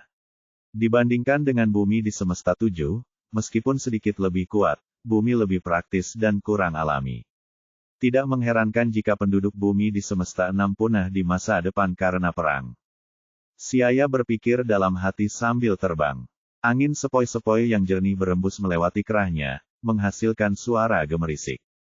Beberapa helai rambut tipis yang bertiup di samping telinganya berkibar tertiup angin sepoi-sepoi yang sejuk. Setelan latihan putihnya yang baru membentuk garis lurus karena angin yang bertiup. Yah, menara Korin mungkin berada di arah ini karena ada beberapa aura kuat di arah ini. Apakah ada juga menara Korin dan menara pandang di bumi ini? Siaya berpikir dalam hati, dan langsung mempercepat kecepatannya. Kilatan cahaya tiba-tiba muncul dan melesat seperti anak panah di langit. Setelah sekilas pandang, sosok Siaya muncul ratusan kilometer jauhnya dalam sekejap mata. Itu adalah gletser kutub utara yang tertutup salju putih cemerlang. Uap air dingin bercampur angin dingin yang menusuk membuat segalanya tampak dingin. Ada bongkahan es yang menggantung di antara gunung, sungai, dan hutan. Pandangannya seluruhnya tertutup es putih. Di bawah cahaya matahari, ia tampak seperti memasuki dunia es dan salju dalam dongeng anak-anak. Ini benar-benar berbeda dari tanah suci Korin. Di bumi di Universe 7, tanah suci Korin terletak di padang hutan yang luas di belahan bumi utara, sementara tempat ini jelas merupakan daratan es di kutub utara. Namun, di antara puncak-puncak gunung aneh yang tertutup salju putih, Siaya melihat pilar yang menjulang tinggi menjulang ke langit, menghilang setelah melewati awan. Ada juga menara suci di sini, dan ada beberapa aura kuat di atas menara itu. Siaya menyeringai dan dengan cepat terbang ke atas mengikuti menara itu. Itu adalah menara besar yang mirip dengan menara Korin tetapi dengan sedikit perbedaan. Menara itu berbentuk seperti silinder pentagonal dengan lapisan-lapisan yang saling tumpang tindih. Menara itu lebarnya sekitar 1 meter. Setiap lapisan menjorok keluar dengan sudut vertex 10 derajat. Tonjolan-tonjolan itu membentuk alur berbentuk busur di bagian dalam. Pada setiap jarak 3 atau 4 meter, akan ada garis pemisah berbentuk tabung seperti banyak kacang besar yang ditumpuk bersama-sama. Menara itu diukir dengan berbagai pola paku aneh dan karakter misterius yang bengkok. Mirip dengan menara Korin, tetapi gayanya berbeda. Setelah menilai secara kasar, Siaya mengikuti ke atas sepanjang menara dan dalam beberapa detik mencapai puncak menara yang berbentuk kubus segi 4. Siaya melangkah ke dalam menara dan menemukan seorang lelaki tua kurus di dalamnya. Dia adalah penjaga menara suci, sama seperti Korin. Kekuatan tempurnya tidak kuat, sekitar 400. Bagi manusia, itu tidak buruk. Pikir Siaya dalam hati. Pemuda misterius, kamu. Melihat Siaya tiba-tiba muncul di atas menara, penjaga menara suci itu agak terkejut. Namun, ketika dia melihat orang lain berdiri tegak dan tidak takut, tidak sombong maupun rendah hati, dan samar-samar memperlihatkan temperamen seorang pemimpin di antara dahinya, dia penasaran mengenai asal-usul orang itu. Seorang ahli top. Penjaga tua itu terkejut. Pikiran seperti itu tiba-tiba terlintas di hatinya. Tapi, mungkinkah ada ahli muda seperti itu di dunia ini? Kau tidak perlu peduli tentang siapa aku, orang tua. Ekspresi Siaya acuh tak acuh saat ia mengeluarkan kacang senzu sebelum membuangnya. Apakah kau punya kacang seperti ini di sini? The Guardian melihat pemuda itu mengeluarkan kacang dari udara dan ekspresi terkejut di wajahnya semakin parah. Dia segera mengambil kacang senzu dan mengamatinya sebentar sebelum menggelengkan kepalanya. Maaf, saya belum pernah melihat kacang seperti ini sebelumnya. Tidak ada kacang senzu di sini.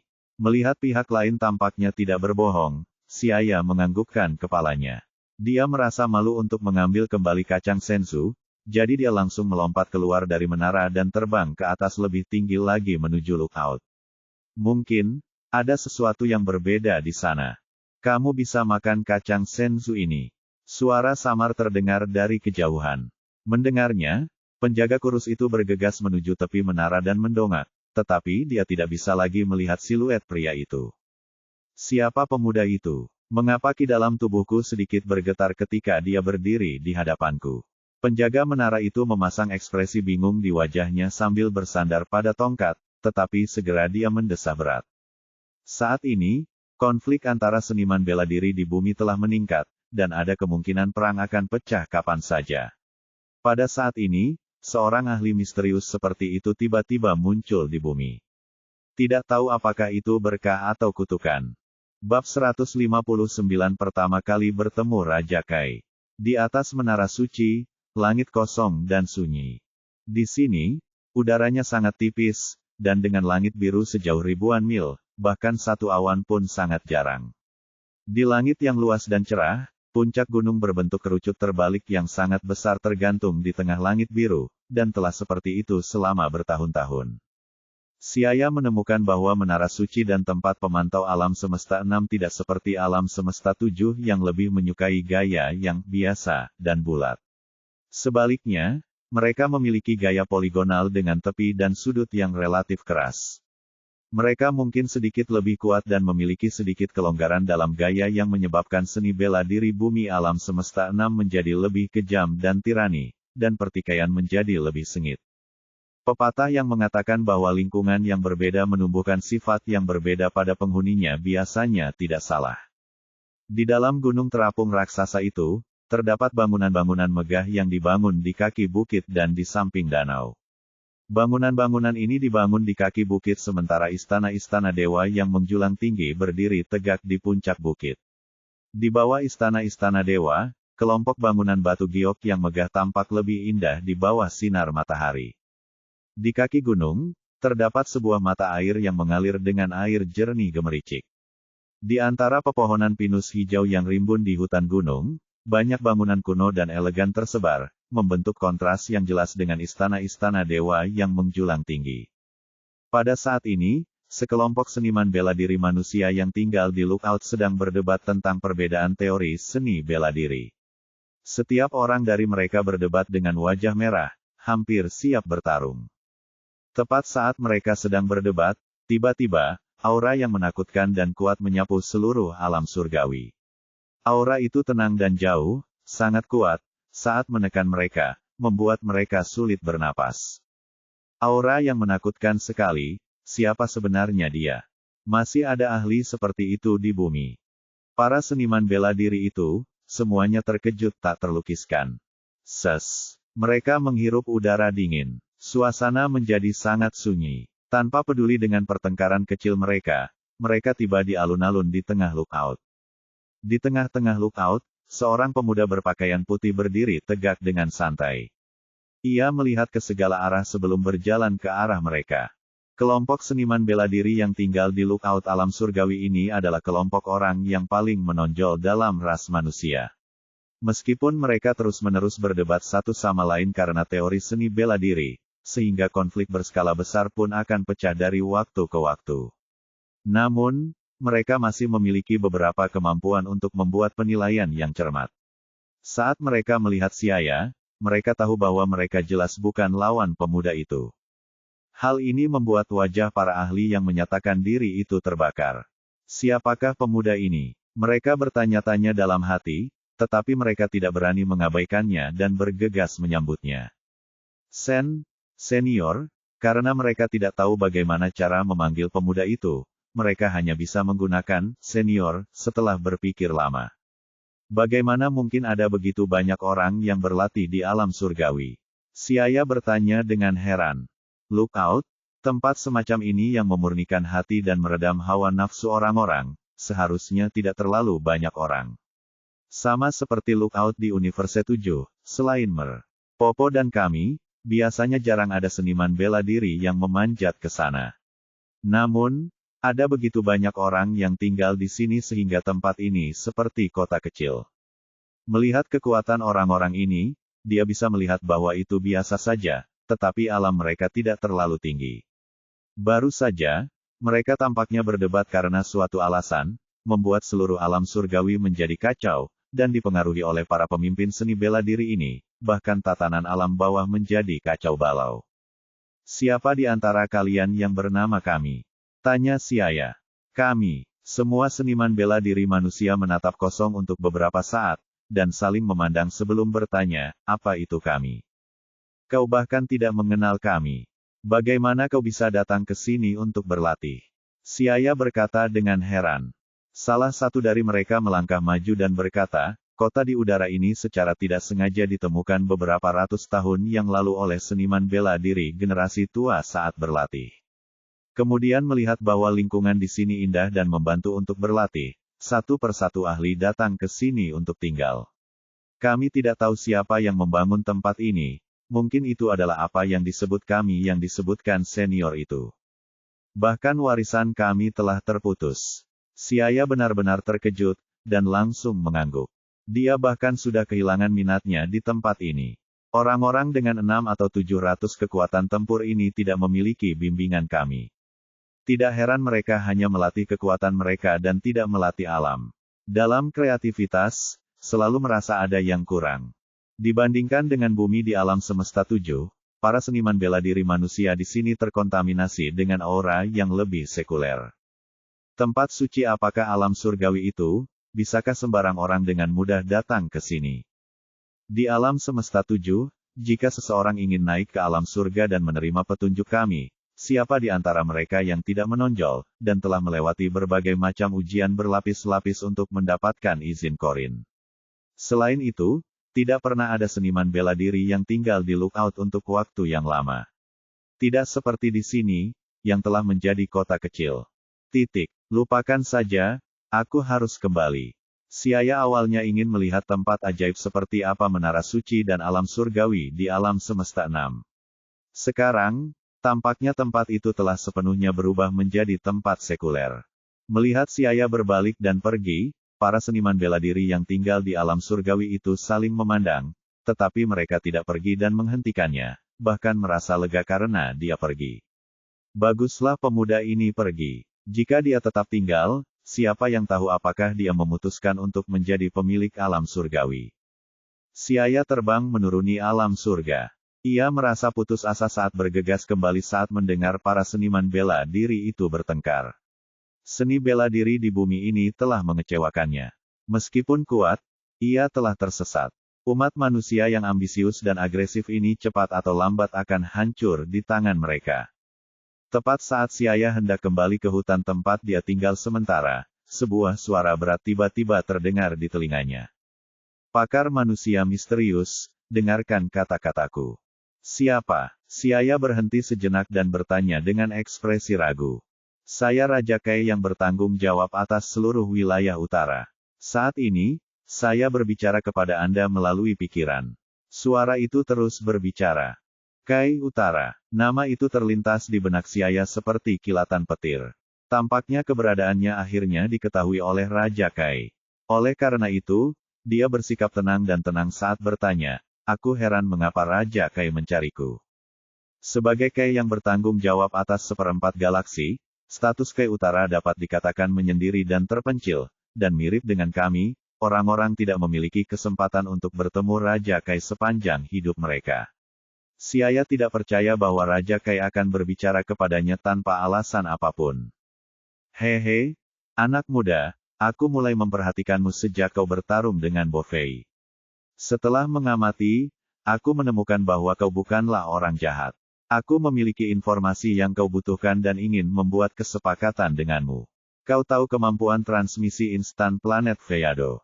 Mengapa kau tidak melakukan perjalanan ke planet Raja Kai ini? Kita akan berbicara dengan baik. Kai Utara mengeluarkan undangan ke Siaya. Planet Feyado. Siaya terkejut melihat planet yang tidak dikenalnya ini, tetapi ia segera mengerti bahwa ini seharusnya tempat yang mirip dengan planet Yardrat. Ngomong-ngomong, Kai Utara mengatakan bahwa ia memiliki informasi yang aku butuhkan. Apakah itu tempat keberadaan bola naga super terakhir? Entah benar atau tidak, Siaya bermaksud untuk melihat planet Raja Kai. Baiklah, aku akan segera datang. Setelah selesai berbicara dengan Raja Kai, Siaya mulai mencari lokasi planet Kai, dan segera dia mengunci posisi Raja Kai. Kemudian dengan transmisi instan, dia langsung bergerak. Pada saat yang sama, di dimensi yang lebih tinggi terhubung dengan dunia bawah. Di langit biru yang tak berujung, awan-awan keemasan mengambang seperti lautan keemasan, mengambang santai bersama ombak-ombak halus. Planet Kai Utara dikelilingi oleh awan-awan keemasan ini. Lingkungannya dipenuhi dengan suasana yang tenang dan sakral. Raja Kai mengakhiri pembicaraannya dengan Siaya dan menunggu dengan tenang. Sekitar beberapa detik kemudian, ia melihat kilatan cahaya terang berkelap-kelip di planet Raja Kai. Setelah itu ia melihat sosok Siaya muncul di depannya. Cepat sekali. Raja Kai terkejut. Awalnya ia mengira akan butuh waktu lama untuk meluncurkan transmisi instan planet Beyado. Ia tidak menyangka akan secepat itu. Siaya muncul di planet Raja Kai dan segera merasakan tarikan gravitasi alam yang sangat besar di tubuhnya. Tubuhnya sedikit bergetar tetapi dengan sangat cepat, langkah kakinya stabil tanpa sedikit pun stagnasi. Gravitasi 30x. Inilah gravitasi planet Raja Kai. Gravitasi yang kecil ini sama sekali tidak membebani dirinya. Sama seperti Son Goku dalam karya aslinya yang dapat menahan gravitasi 100x setelah mencapai 90.000 battle power. Saat ini, Siaya yang memiliki lebih dari 1 juta battle power dapat dengan mudah menahan gravitasi 500x. Mengangkat topik ini, ruang latihan gravitasi 500x yang dibangun oleh orang-orang Veidaya telah kehilangan kegunaannya karena Siaya saat ini. Sekarang, jika dia ingin berlatih, dia bisa membangun mesin gravitasi yang jauh lebih besar atau mencari planet dengan gravitasi super di alam semesta. Bagi Siaya, yang memiliki peta bintang alam semesta di tangannya, jelas bahwa pilihan kedua lebih memungkinkan. Bab 160 Air Mancur Pemuda. Dengan cepat beradaptasi dengan gravitasi planet Raja Kai, Siaya segera menyadari bahwa planet ini berdiameter sekitar 5 km. Planet ini ditutupi rumput hijau subur yang lembut, dan terdapat deretan semak lebat di kedua sisi jalan setapak berwarna biru. Dibandingkan dengan planet Kai Utara di alam semesta 7, planet ini jauh lebih besar. Ini adalah ukuran yang seharusnya dimiliki Raja Kai untuk planet ilahinya.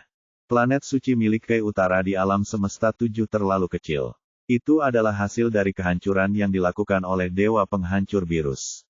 Konon, Kai Utara juga pernah memiliki planet suci yang luas. Anak muda, selamat datang di planetku. Suara berat Kai Utara dari alam semesta 6 terdengar. Siaya pergi ke arah datangnya suara itu, dan melihat sosok kurus berkulit hijau berdiri di hadapannya. Ia mengenakan pakaian dewa berwarna hijau. Ia memiliki 2 antena di atas kepalanya. Antena ini digunakan Raja Kai untuk mengawasi situasi di wilayah kekuasaannya. Kayo-sama, saya tidak tahu kesepakatan apa yang ingin Anda buat dengan saya. Tanya Siaya.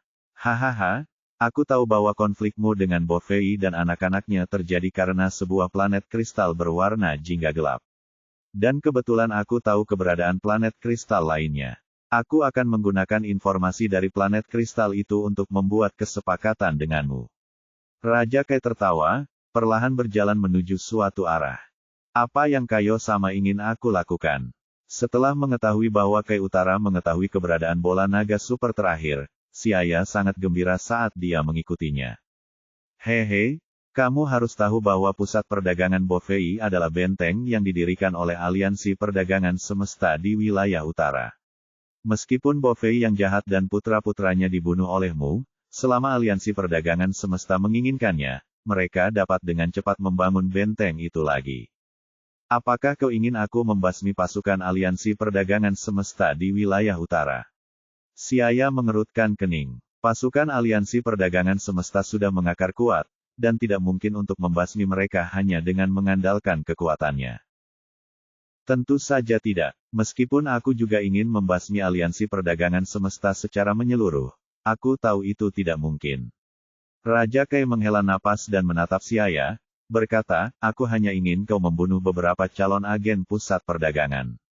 Bofei telah merebut posisi agen pusat perdagangan dari orang-orang ini beberapa ratus tahun yang lalu, setelah itu orang-orang itu bersembunyi di area utara.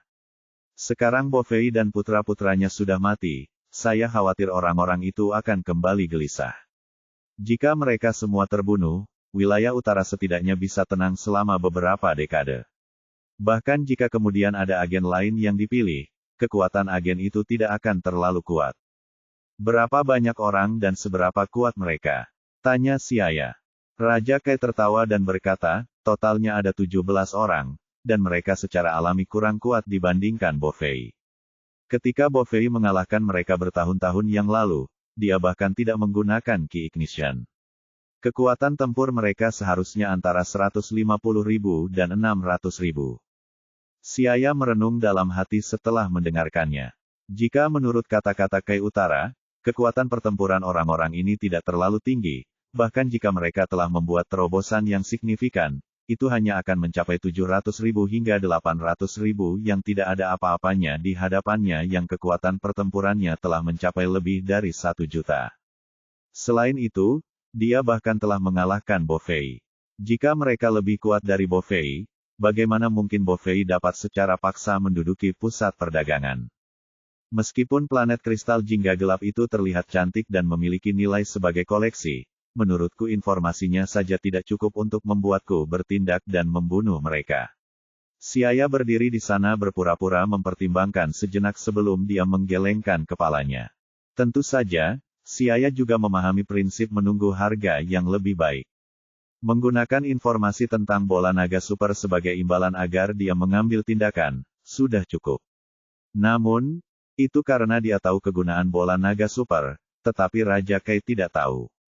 Menggunakan informasi planet sebagai imbalan atas perdamaian selama puluhan tahun di wilayah utara. Jelas, Raja Kai lah yang telah mendapat untung besar. Raja Kai menganggukkan kepalanya. Ia juga tahu bahwa jika ia ingin Siaya mengambil tindakan hanya demi informasi tentang sebuah planet, harganya agak terlalu kecil. Jadi, ia mengeluarkan sebuah pot biru terang kecil sambil merasa tertekan. Aku akan menggunakan kendi kecil berisi air mata air dari mata air awet muda Yellow Springs, ditambah informasi dari planet kristal itu untuk membuat kesepakatan denganmu. Air mancur awet muda, apa itu? Tanya Siaya. Melihat ekspresi sedih Raja Kai, itu pasti harta karun. Air mancur awet muda adalah sejenis air roh yang diproduksi di kedalaman mata air kuning dunia lain. Dewa dapat menggunakannya untuk memurnikan eliksir keabadian. Bahkan jika diminum langsung, meskipun tidak memiliki kekuatan magis seperti eliksir keabadian, air ini juga dapat memperpanjang hidup seseorang. Hanya dengan meminum seteguk, seseorang dapat memperoleh umur beberapa ratus tahun. Raja Kai menjelaskan, karena air mancur awet muda ini terletak di kedalaman perbatasan umum antara neraka dan surga dunia lain. Air mancur ini hanya dapat memadatkan setetes dalam beberapa puluh tahun. Meskipun tidak memiliki efek apapun pada dewa, air mancur ini dapat digunakan untuk memurnikan ramuan keabadian yang dapat diberikan kepada manusia di dunia manusia yang telah melakukan perbuatan baik. Air mancur ini sangat berharga. Kalau bukan karena meminta Siaya bertindak, Raja Kai tidak akan melampiaskannya meski dia dipukuli sampai mati. Ramuan keabadian. Mendengar nama ini, mata Siaya tiba-tiba berbinar, seolah-olah dia mendengar nama yang familiar, pikirannya berputar. Tiba-tiba dia teringat bahwa Master Rossi tampaknya telah meminum apa yang disebut Elixir of Immortality dan dengan demikian hidup selama bertahun-tahun. Tentu saja, keabadian sejati tidak ada. Kelahiran dan kematian adalah hukum alam dan tidak dapat dengan mudah dilanggar. Meskipun tidak dapat membuat seseorang hidup selamanya, ia dapat memperpanjang umur mereka. Master Rossi dan Master Sen telah hidup selama beberapa ratus tahun karena mereka telah mengonsumsi Elixir of Immortality saat mereka masih muda. Meskipun efek Fountain of Youth belum tentu lebih baik daripada Elixir of Immortality, ia juga merupakan harta yang langka. Aku harus mendapatkan pot air mancur awet muda ini. Mata Siaya bersinar terang, dia bertekad untuk memiliki air mancur ini. Bagaimana, jika kau berjanji untuk melakukannya, aku tidak hanya akan memberitahumu di mana planet kristal itu berada, tetapi juga akan memberimu pot air mancur awet muda ini. Raja Kai bertanya sambil mengangkat pot biru cerah kecil yang berisi air mancur awet muda. Baiklah, tapi kau harus memberitahuku lokasi planet kristal itu dulu. Siaya menganggukkan kepalanya, setuju. Melihat Siaya setuju, Raja Kai menghela napas lega sebelum menunjuk ke halaman rumput yang tidak jauh dari sana, sambil berkata, di sanalah lokasi planet kristal itu. Karena suatu alasan khusus, tidak ada sinyal yang dapat dikirim dari tempat itu. Anda hanya dapat menemukan lokasi yang tepat melalui bantuan saya. Ayo, taruh tanganmu di punggungku. Aku akan menunjukkan di mana planet itu berada. Raja Kai berbalik dan berkata kepada Xiaya. Mendengar perkataannya, Xiaya meletakkan tangannya di punggung Raja Kai. Ia kemudian melihat dua antena di kepala Raja Kai sedikit bergetar, melepaskan sinar listrik. Xiaya merasakan jiwanya menjelajah alam semesta, pikirannya bersama gelombang listrik Kai melayang melalui langit berbintang di alam semesta. Tak lama kemudian, di angkasa bintang yang gelap dan luas, ia melihat sebuah altar besar, yang batasnya tidak terlihat. Altar itu memiliki 5 lapisan dan dikelilingi oleh lapisan substansi kabur yang ilusif dan kacau, yang tidak memungkinkan sinyal apapun untuk terkirim. Di posisi paling atas altar, diabadikan bola naga super raksasa dengan diameter 37.000 km. Altar misterius dan planet kristal itu tiba-tiba muncul 6 bulan lalu. Kalau kau mampu, kau bisa pergi dan melihatnya. Raja Kai berkata perlahan. Xiaya menatap bola naga super terakhir. 6 bulan yang lalu, tepat pada saat dia kehilangan sinyal bola naga super. Waktunya cocok. Tampaknya altar itu juga merupakan sesuatu yang telah dilakukan Vados.